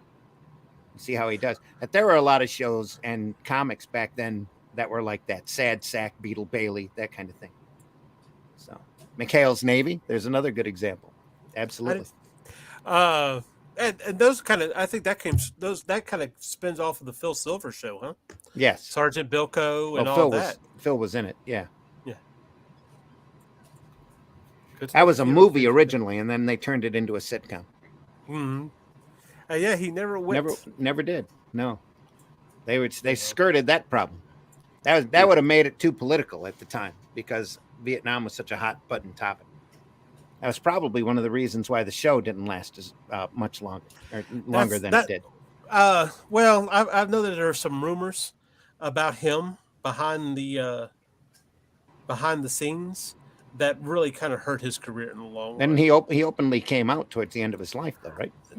I don't know if he Pretty came sure he out at the. He might have at the end of I'm his life, pretty sure he but because you didn't do that kind of thing back in No, the you Hollywood in didn't. 1960s, Yep. and you can't go and say, "Oh, I'm related to Samantha." You had to, So There's that an kind of entire thing. season of the Paul Lynde show out there where he's the dad of the family. So it's Oh, very really? yeah. Right. Yeah. Very weird. It's just funny to think that. So when you see him on Hollywood Squares, you just know. Look, when you saw him on the show, you just know. Yeah. On Like Bewitched, fact yeah, he that- was like the that on fact Bewitched. that when too. Very Liberace flamboyant. died, there were people who literally I didn't know he was gay. Yeah, What, Liberace? It's like, what? shocking. Yeah, you just know. There's some people you just know. Yeah. They say, Have well, you I ever think it seen was more the? aging out of the it was role wasn't aging. helping. Yeah, That maybe so. Did you ever see the Paul Lynde Halloween special? I can't say that I have. Oh, oh God, that's prime entertainment. I've never done acid, but watching Oh my that show, I God. think that's what acid is like. All right. What is this again? I'll tell you. Hold on. The Paul Lynde Halloween special. I don't think I've ever seen Wow. that. I haven't seen I it. can't say I've ever seen it either. That's on YouTube for free if you ever. I will check it out If and you're I'll let you know. interested. It's got- I'll have to look that up. It's got a Something that's popped up on my recommended list lately on YouTube are old episodes of Hee Haw. Oh God. Oh my Yes. God, funny, Yeah, we go, absolutely I grew up funny, watching just Well, amazing. It's like when, Yeah. when you were binge watching. Oh my God, I forgot the name. The one with Goldie Hawn in it. The show. Laughing. Laughing. Yeah. Laughing. Yeah. That's it. Yeah. Yeah. Uh-huh. Also classic stuff, and a lot of that stuff you'd never get away with today either. A lot of that It's humor like- is all pretty A shocking. lot of when you- all that. Oh when yeah, you look know, at it's it, like yeah. all that, like you know what it is. It's kind of like that little Yeah. body humor. But again, it's like I guess it's kind of like the last vestige of it's of not just vaudeville. You know, Yeah. it's very body humor. You know, it's kind of like Benny Hill type of shit. they even did an episode where everybody was in blackface Right. Well, yeah. except for the black Really? guy. He was in whiteface. Which I guess would have been the joke, wouldn't it? Yes, you I know? was fine with Yeah. Well, that's what I'm saying. When you talked about, you said earlier the 1960s, you could do what you want. Yeah. Wait till we get to the 70s.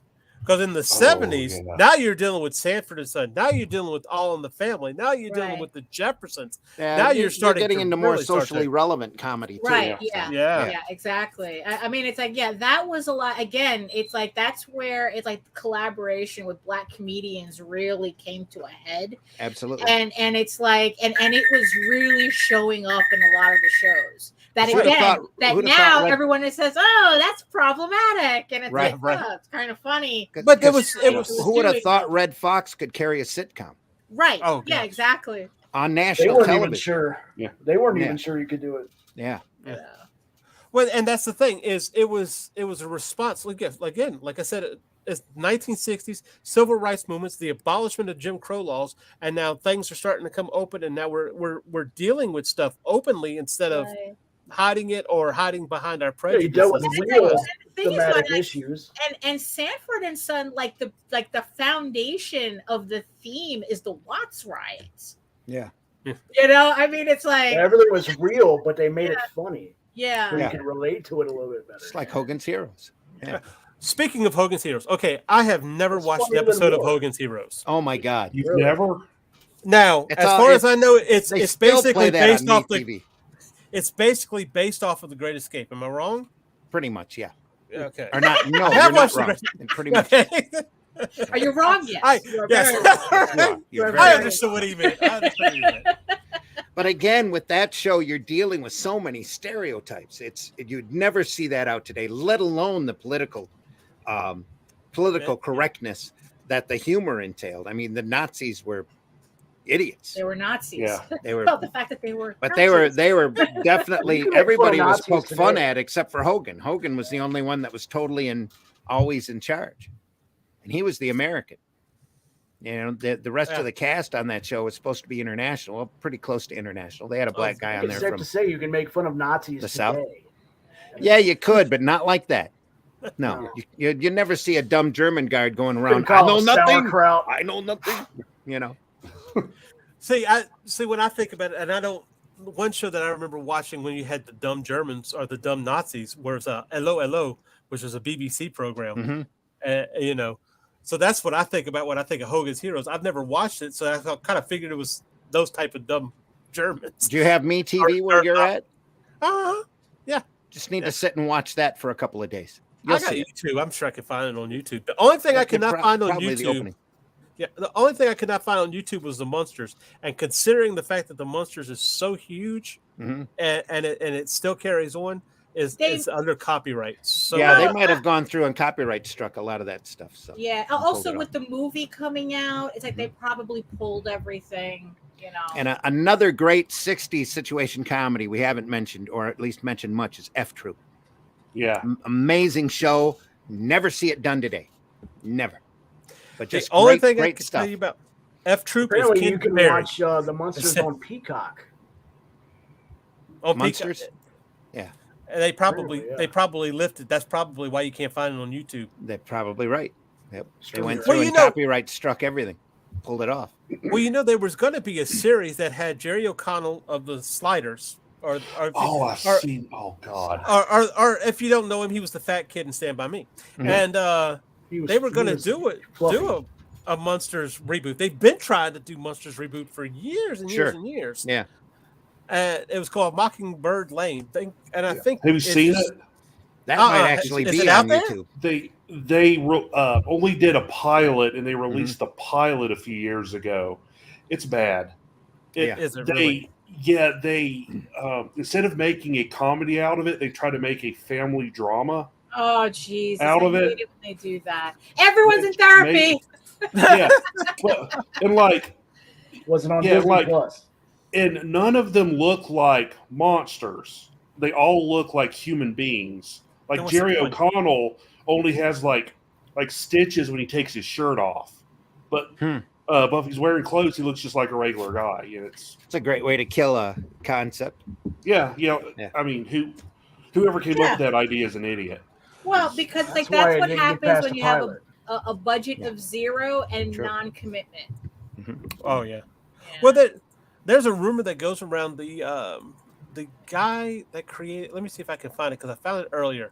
That created Beanie and Cecil, And Bob 19 in the Clampett. 19 Yeah, Clampett. Thank you. Mhm. Man, why can't I remember Clampett? I should have remembered that. Beverly Hillbillies. Actually came up with the concept for the Munster family, and it was sold to NBC, or it was told to NBC. They were developing it, and then he never heard about it again.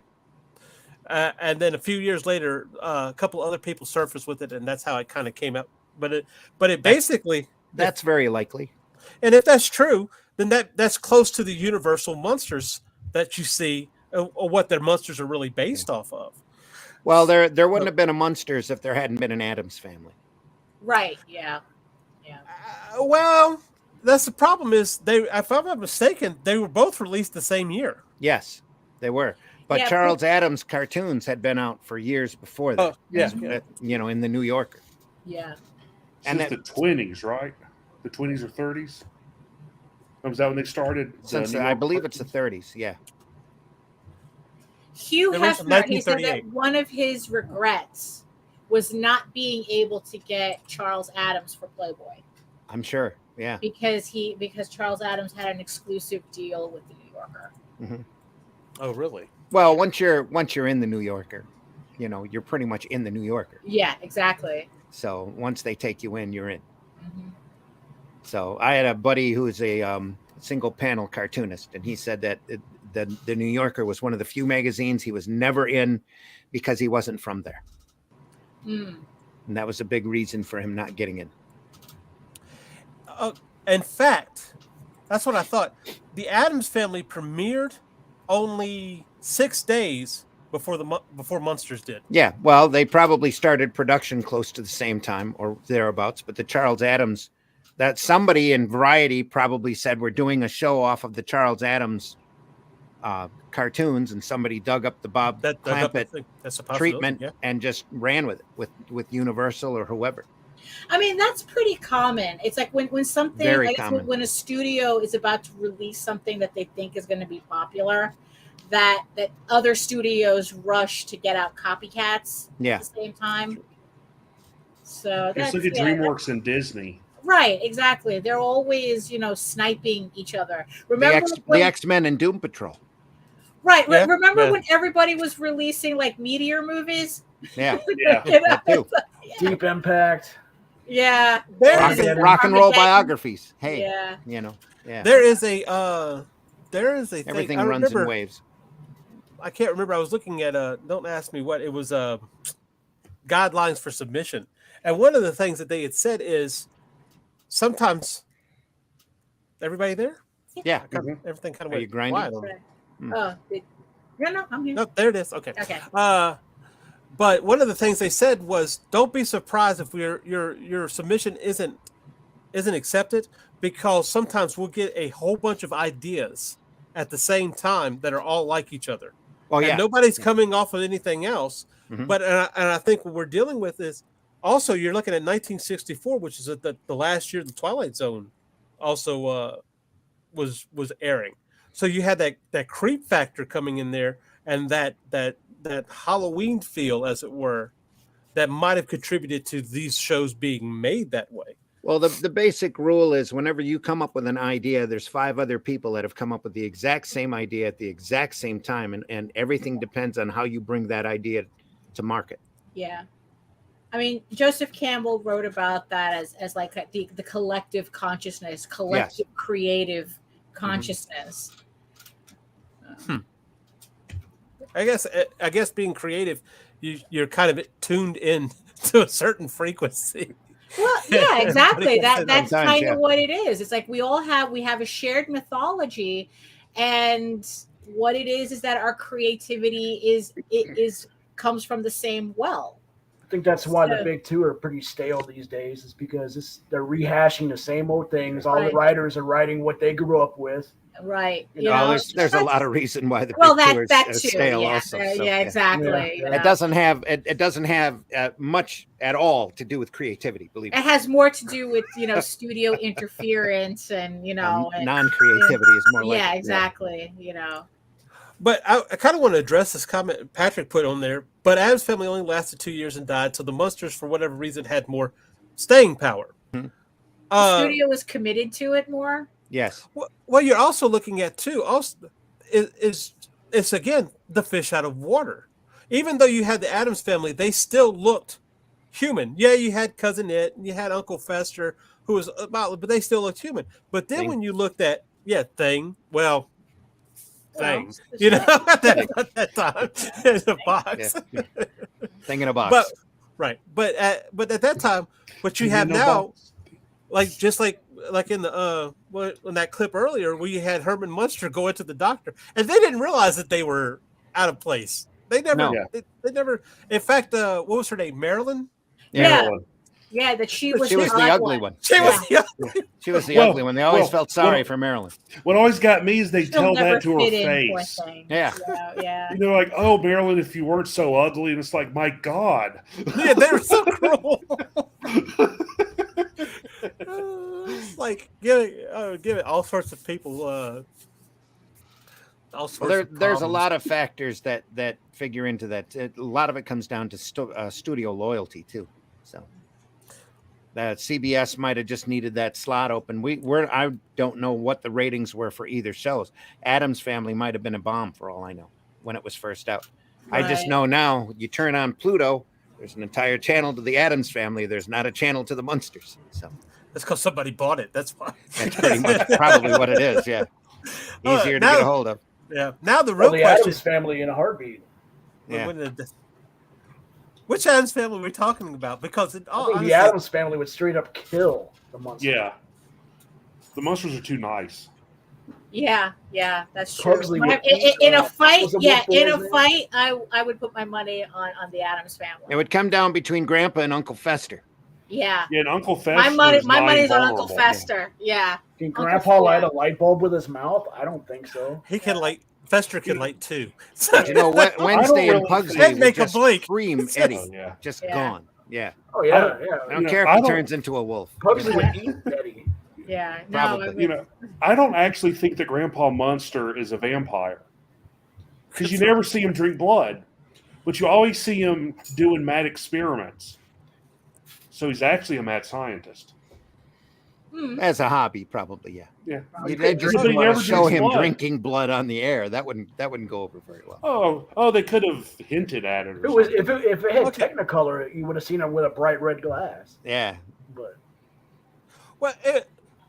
if I'm not mistaken, I think they did shoot the pilot in color, and then they came back and made it black and white. Munsters? No, yeah, they didn't show it in color. Yeah. I think they shot it to be in color, and then they made it black and white. Then they came back out and made it in color, which I thought it kind of takes away from the effect to me. Right about on that cusp where there were, color TV sets were such a oddity. Yeah, right. That's why you see a lot of those shows, Batman in color. Right. But I would say, okay, what's her name? Lily Munster? Yeah. Yeah. Was a like a vampirella vampiress, right? Oh. Okay, so Succubus. right. and Grandpa was her grandfather, right? Right. Her dad, right? So you're by relation, I would say they're vampire. Because Herman, he was just created in a lab. For all we know, could have been Grandpa made it. Yeah. Yeah, I can see that. And you knew that because they brought up in every single episode that he was patched together. You see, but that right. Well, you see, that's the thing, because it's like, but you see, that makes sense. So, Lily and Grandpa is a vampire. Lily's a vampire. Grandpa was a mad scientist that made Herman. Yeah. Right. I think Marilyn was where does the werewolf come in? Yeah. Where does the werewolf come in? Was Lily like messing around with the werewolf milkman? That's the mailman. Oh, yeah, the milkman. Oh my gosh! Either that or he could have been born and then became a werewolf later on. Hey, she just couldn't explain why he turned into a wolf once every 30 days, just like the mailman. And Herman was dumb enough to believe it. Yeah. Well, I mean Herman, but I mean. Here on Dispatches, we ask the hard questions. Yeah, well, he probably wouldn't ask any questions because their first child was so ugly. That the Munsters had a fire-breathing dragon as a pet. And the Addams that's true. Yeah. What was Thing then? But the Addams family had lurch. What was Thing? They did have lurch. I always thought he was a pet or something. But Thing? Yeah. Yeah, Thing was a pet. Yeah, Okay. I would say cousin It was a cousin. Was a from cousin. down. That's true. Yeah. Yeah, Lurch was a butler. Lurch was the butler. Yeah. But when you look at the Addams family and you look at the Munsters kind of have to be what they are. But the Addams family had a wider berth in what they could be, because the Wednesday of the 90s movies is not really the Wednesday of the 1960s show. They still had some characteristics, and they were still creepy and what have you. And But they were homicidal maniacs in the 90s of Addams family. No, but Well, the to thing be is, though, honest- you have to be familiar with the Charles Addams. Yes. Right. Yep. They kind of were homicidal maniacs in the cartoons. Oh, very morbid. That Yeah. whole scene where the first movie where they're dumping hot oil on the carolers, that's a direct rip off of one of the cartoons. Yeah. So it's like, actually the movies were closer in vibe to the cartoons than the TV show was. Yeah. And also the show mainly focused on Gomez and Morticia.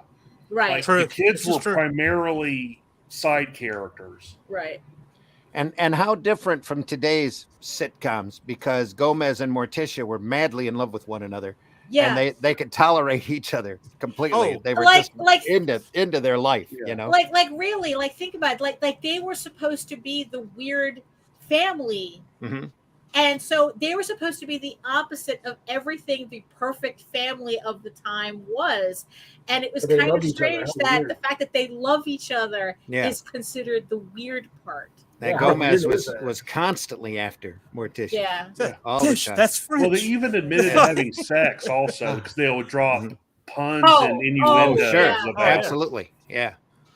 That's was why. more like That's a why. personal But that's why that scene in the first, Hand in pilot. the second movie, was funny, where the baby was being born. So you have like Pugsley and Wednesday in the waiting room, and the other kids are talking about Cabbage Patches. It's like, how the stork brought their brother, and it's like, so how did you get your brother? It's like, my parents had our parents had sex. And it does like this close up. Our parents had sex.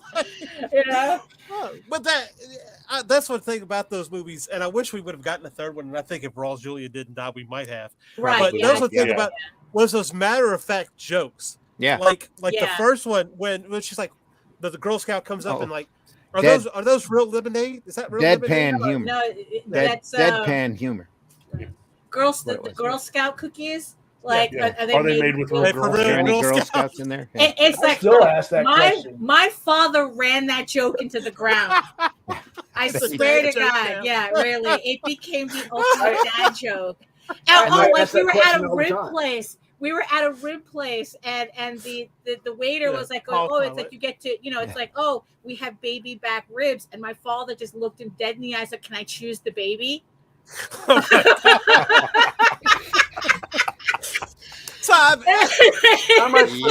baby. Just start walking around the restaurant going, I think that one looks good. Well, see, I think there you go, and that's why Munsters had more staying power when it was a sitcom in the 60s. Right. But overall, the Addams family has a lot more staying power than the Munsters did, because both shows are timeless. Really. The shows, absolutely. Yeah. But as far as an IP, as far as a creation, the Addams family is you're looking at two different movies, two good movies, a couple of bad movies, one even featuring Tim Curry as Gomez. But nobody wants to talk about that, and we don't need to now. And then you have two cartoons that are not great. You had a cartoon series. You had a couple of cartoon series. Yeah. And there is an excellent YouTube channel, if you haven't seen it, that has an adult Wednesday Addams in it, and she goes out on her own and tries to date. Yeah, I've seen. Yeah, I saw that trend Very good channel. whenever they announced the Netflix show. Yeah. It was. And then they sent her to therapy. Yeah, there you go. Well, Munsters, they had a series of made-for-TV movies in the 90s. Mm-hmm. True. With it, that take them or leave them. But they're still the same cast, and that's what I'm saying. No, it's not. In the 90s, it was a completely different cast. Yeah, a whole different cast. They had the guy. He played a on a bad think I do sitcom remember where he that. was a mechanical cop. That's Yeah, Well, and he it had played Ben Herman Stiller's Munster. wife played Marilyn Harriman? in one of them. Yeah, Ed Harriman. Harriman? Yeah, that's him. Yeah, well, Marilyn was disposable one way or another, right? I mean, she was played by two actresses on the show, and then In it, one of them also had Jack Klompus from Seinfeld play Grandpa. I think that was the second one they made. okay, so we've had more successes with the Addams Family than we have with the Monsters. Yeah, Let's say, but as far as society or pop culture is concerned, I see a lot more Addams Family cosplay and Addams Family inspired things than I do the Monsters. And I think that comes from because the Monsters, and I don't want to say ripped off, but were inspired from those Universal movies, while the Addams Family were its own unique thing.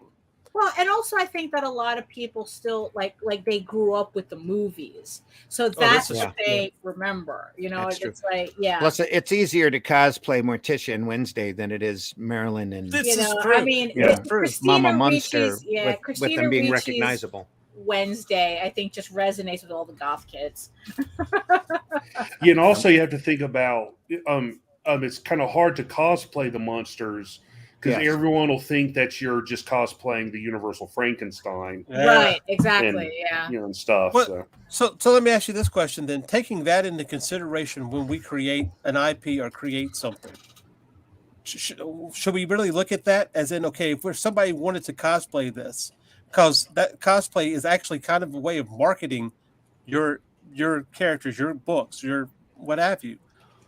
We should look at it. Yeah, we should really start thinking outside of, like when you make the silhouette of a character, you want it to be distinguishable, like Mickey Mouse. Please don't sue me, Disney.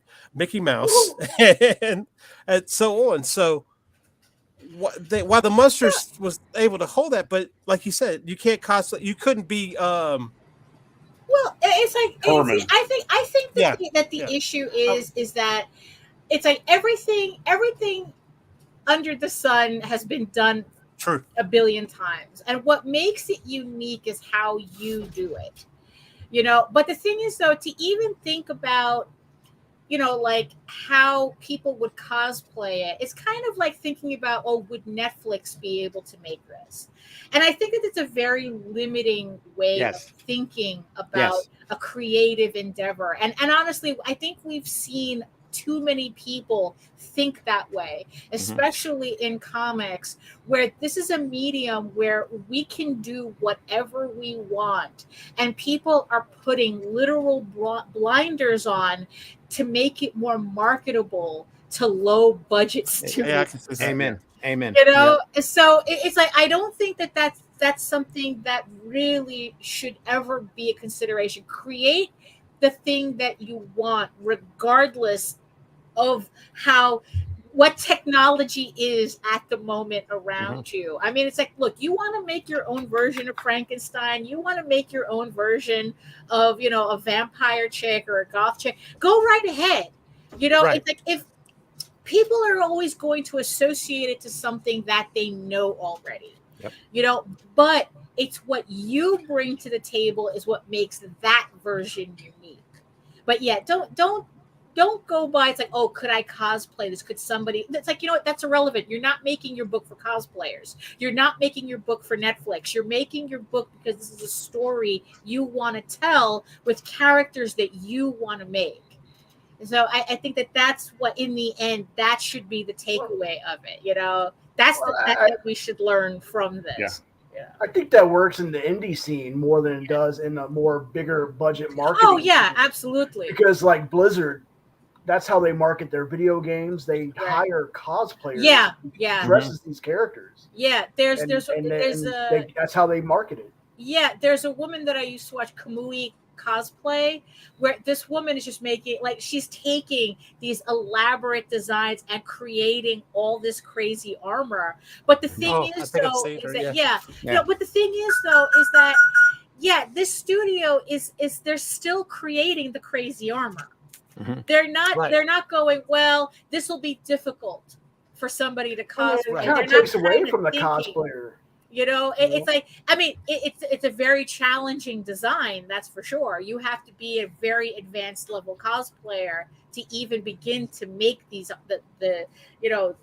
And that's why she's so popular too. Right, because exactly. she takes those complex designs. And right. As I've designed a team of superheroes to intentionally be cosplayed, it's a lot more limiting than you can ever imagine. Yeah, it really is. Yeah, because when you were doing that environmental, the preservers. Yeah. Yeah, for the park, for the nature preserve. Yeah. Yeah, so that, but you see, but that's the thing. It's like that makes sense because they do want to have mascots for different aspects in the park. Yeah, for their advertising. Yeah, that's not to really tell a story as much as it is to push an agenda. Or it's literally. You're right. Yeah, it is. Yeah. So the marketing tool. Absolutely. Yeah.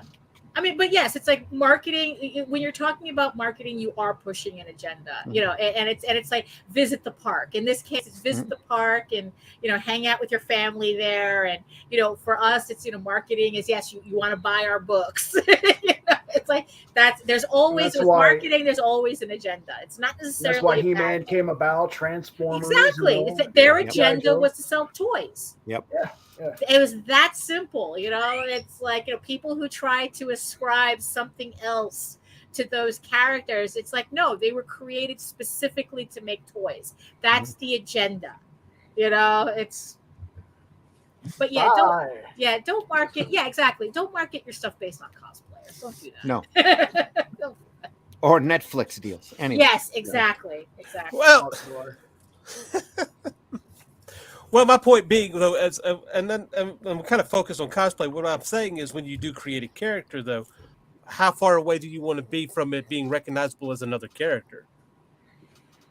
You probably can't do that. You know what? It's like, look, you know, I do a comic about a friggin' unicorn girl princess. I mean, it's like, I'm not concerned about the fact there you go to DeviantArt and there's 3,000 variations on the theme. You know, I'm really not. It's like, because in the end, it's like, it's not my version that they're doing. It's like, I'm doing mine. Yep. You know. So going back to that question that I asked earlier, Daphne, what can we take away from 60 sitcoms that we can apply to our creative endeavors today, but not cosplay? No, I'm just kidding. Right. Yes, exactly. Not cosplay. I mean, I don't know. I think these simplistic, more people I think they should really study simplistic, the simpler, it's not simplistic, but the simpler storytelling. I think that too many people, they get wrapped up in the whole idea that they have to create an epic and everything has to be complicated and multi-layered. Like, you know what? Maybe you don't need to write Doom. Maybe you do just need, you know, like some kind of like simple bewitched philosophy, you know, right, you know. Yeah, there's just, I think that if there's anything to take away from it is sometimes you just need to tell a very simple story to get your point across. You know, like you were saying, and I think that's why the comic book Invincible was popular for a while, because it was taking those ideas from the 60s and 70s and making them new, those simple bad guy, good guy scenarios without making it complicated like they do in modern stuff. Right. Yeah, that's a good point. Randy, what about you? What do you think? For me, it's the zaniness, the sense of whimsy, the writing, the quality of the comedy that's there. So drama is, who said it? Drama is easy, comedy is hard. Yeah. Oh, yeah. You know, it's difficult to be funny. I mean, and genuinely funny. Yes, it is. And a lot of those sitcoms, that's why they've lasted as long as they have, and they're still memorable. We're doing an entire show about them, is because they're memorable, and they're memorable because there's a quality there. It's not the fact that this mortal guy married a witch or this guy found a genie on the beach. It's the way that these shows were written and done and performed that make them timeless. Right. You know, and the simple concepts, the more whimsical, the better. In my opinion, everything is, especially in comics, has gotten way too serious. Yeah. And way too so-called realistic when you're not dealing with realism, when you're talking about a guy in tights fighting crime or anybody in tights fighting crime. It's not a realistic proposal, and it shouldn't be. There should be deconstructed superhero comics out there, absolutely, but not everything needs to be deconstructed. And like what Jared said with Invincible, you need to have that old style, old fashioned superhero good guy versus bad guy books out there because they're fun and they're entertaining. You know, we were talking earlier about Captain Marvel and the original Captain Marvel. Millions of copies sold on the zaniest of ideas. Yeah. And they sold because we had just come out of a horribly realistic war. And we didn't want to even remotely think about the horrors that had brought up. Oh, yeah. We needed fun. And we do now, too. We need that same kind of fun, that same kind of whimsy out there. And we're dealing in a medium where we could do and be anything. Yeah. You know, you could draw and anything that it's only limited by your imagination. Why are we limiting our imagination by doing so many realistic stories, so many horror stories, so many, you know, cheaply budgeted presentations when we could be doing the fantastic? And we ought to be. Right. You said something, though, and I was thinking about this. You said realistic. Mm-hmm. So let me ask you this question. What is creative about being realistic? Nothing. Well, I think there's a line. Depending upon the genre that you're in, some comics are designed to be real. American Splendor is a beautiful, genius work. You know, don't get me wrong, but it's not, the guy is not running around in tights fighting crime. You know, he's living life. Love and Rockets is another example. Right. It's got its crazy elements in it, but it's realistic. But also, it has in Paradise.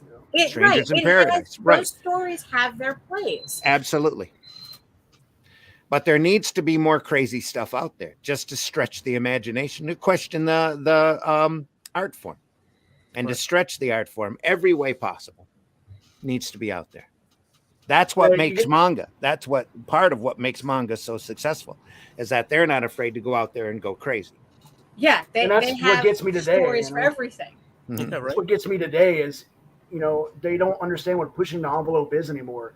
Now they think pushing the envelope is dark and gritty, and how many curse words can our superheroes say, or how much blood can they get out of this fella when he beats him up? You know what I mean? Like, well, you see, there's a line. Like, you can push the envelope, but that's not what it has to be when you push that envelope. Well, you see, that the irony of it is that they want their comics to be adult and gritty, and they end up making the most childish shit possible. Yeah. It's like, because it's like, it's saying the F word every other time. It's like, look, that's just me talking.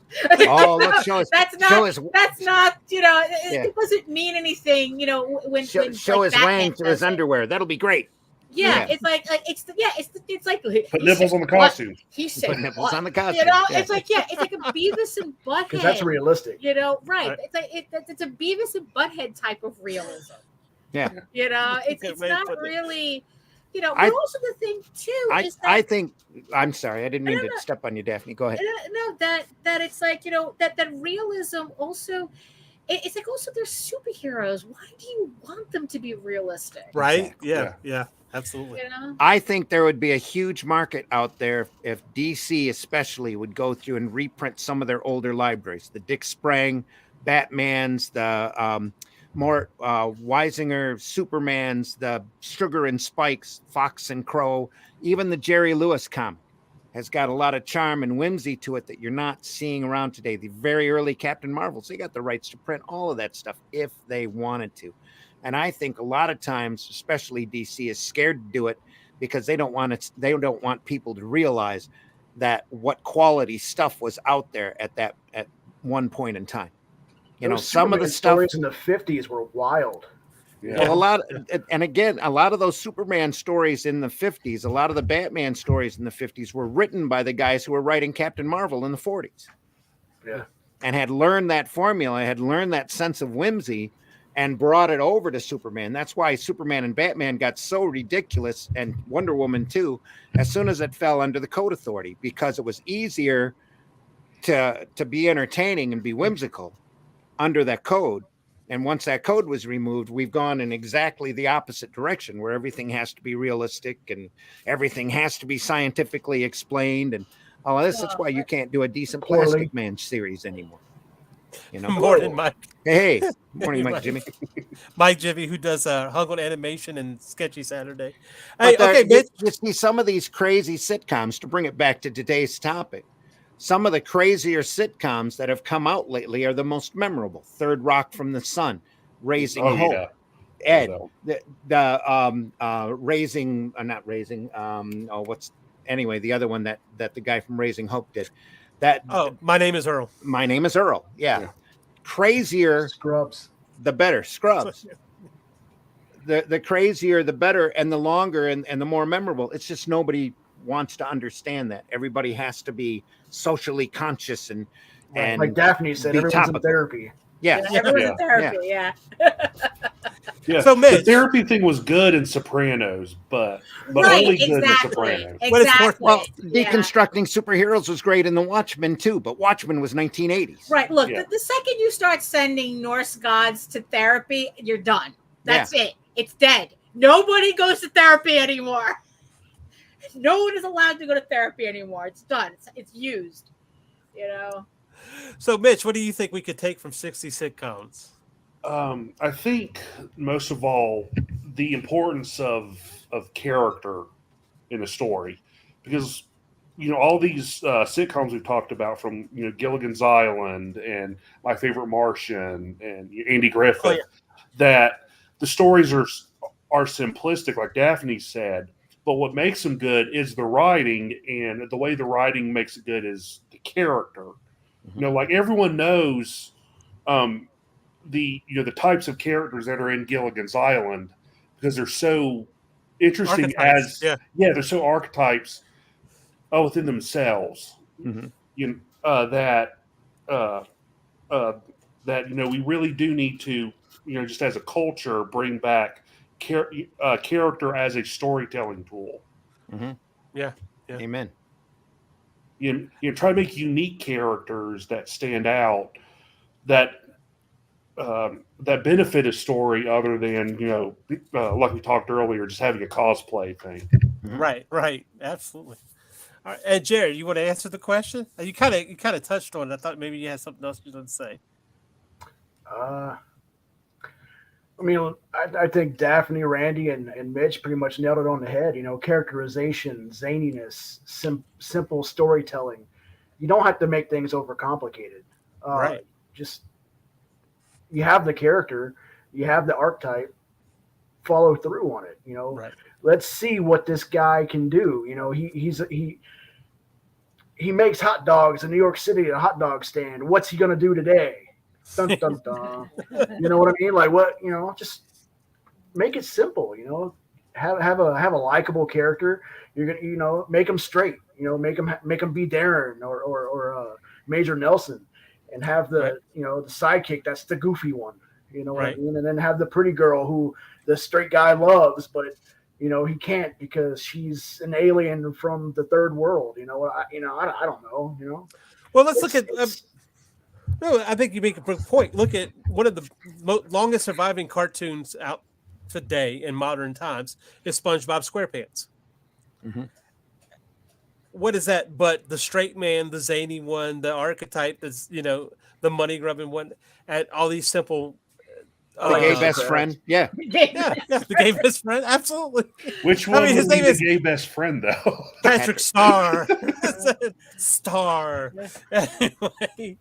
So, but yeah, absolutely, I agree. I kind of want to hit Patrick's comment up earlier here. The takeaway is you don't swap characters in the middle of a story arc / series. That's why people reasoned and screamed and voted to have one of the Robins killed.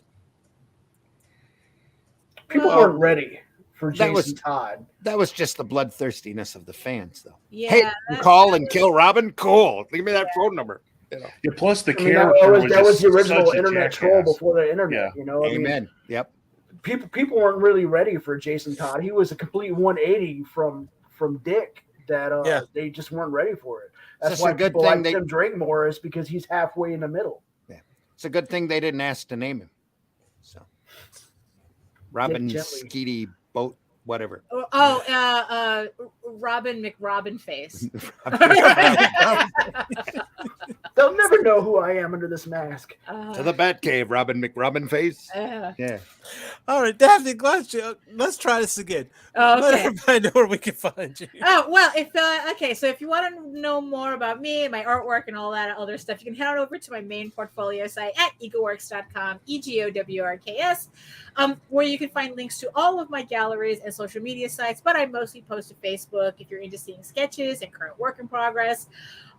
Check out my YouTube channel at Daphne Lage Art, which also simulcasts through this channel.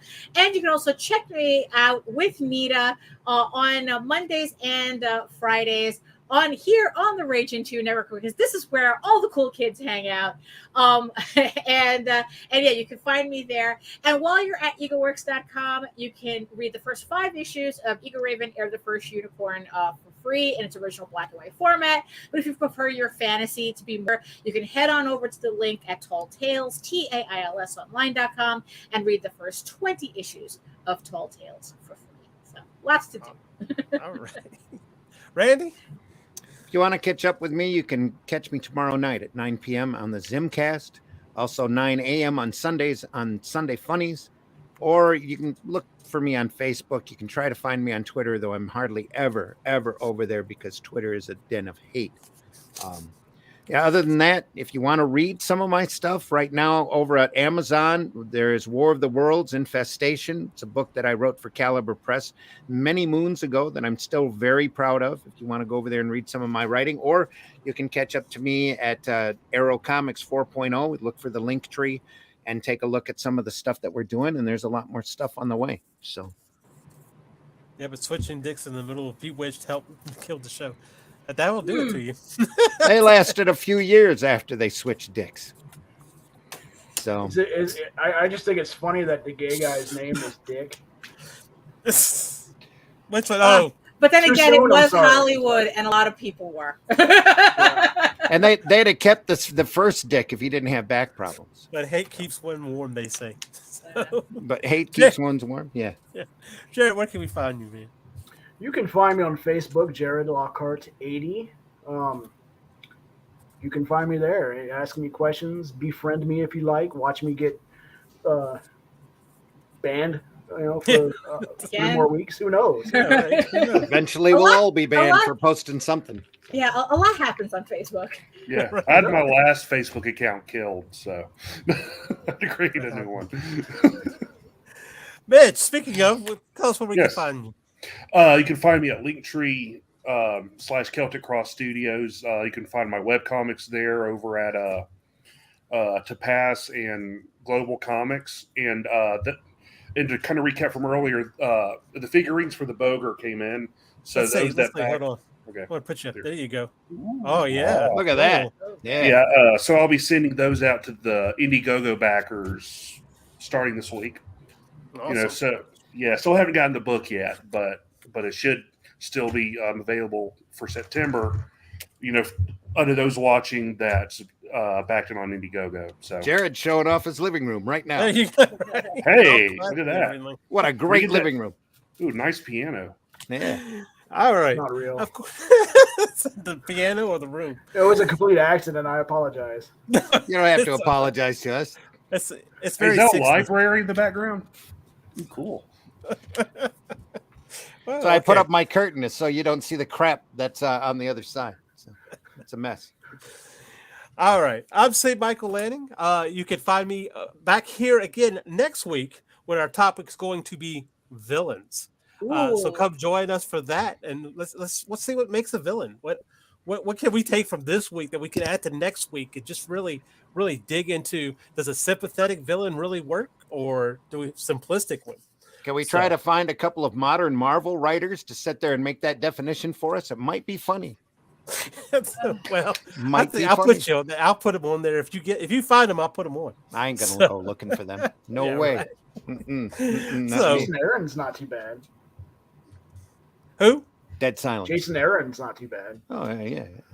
Yeah, there's always one somewhere. So I just want to remind you, if you're going to create, make sure it's invention and not convention. So, good night. Fine, right? The patient scientific fact of it. Scientific fact? There are atmospheric rays which control bodily motion. Now, if a person containing negative or hexam qualities gets between you and them rays, he creates the static that jars any successful motion into an unsuccessful motion and jinxes it.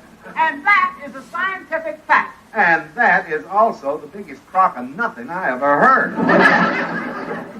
It's guys like you that laughed at us, Wright brothers, Buzz flew hard. Buzz flew hard. The man that discovered the scientific fact I was just telling. Over.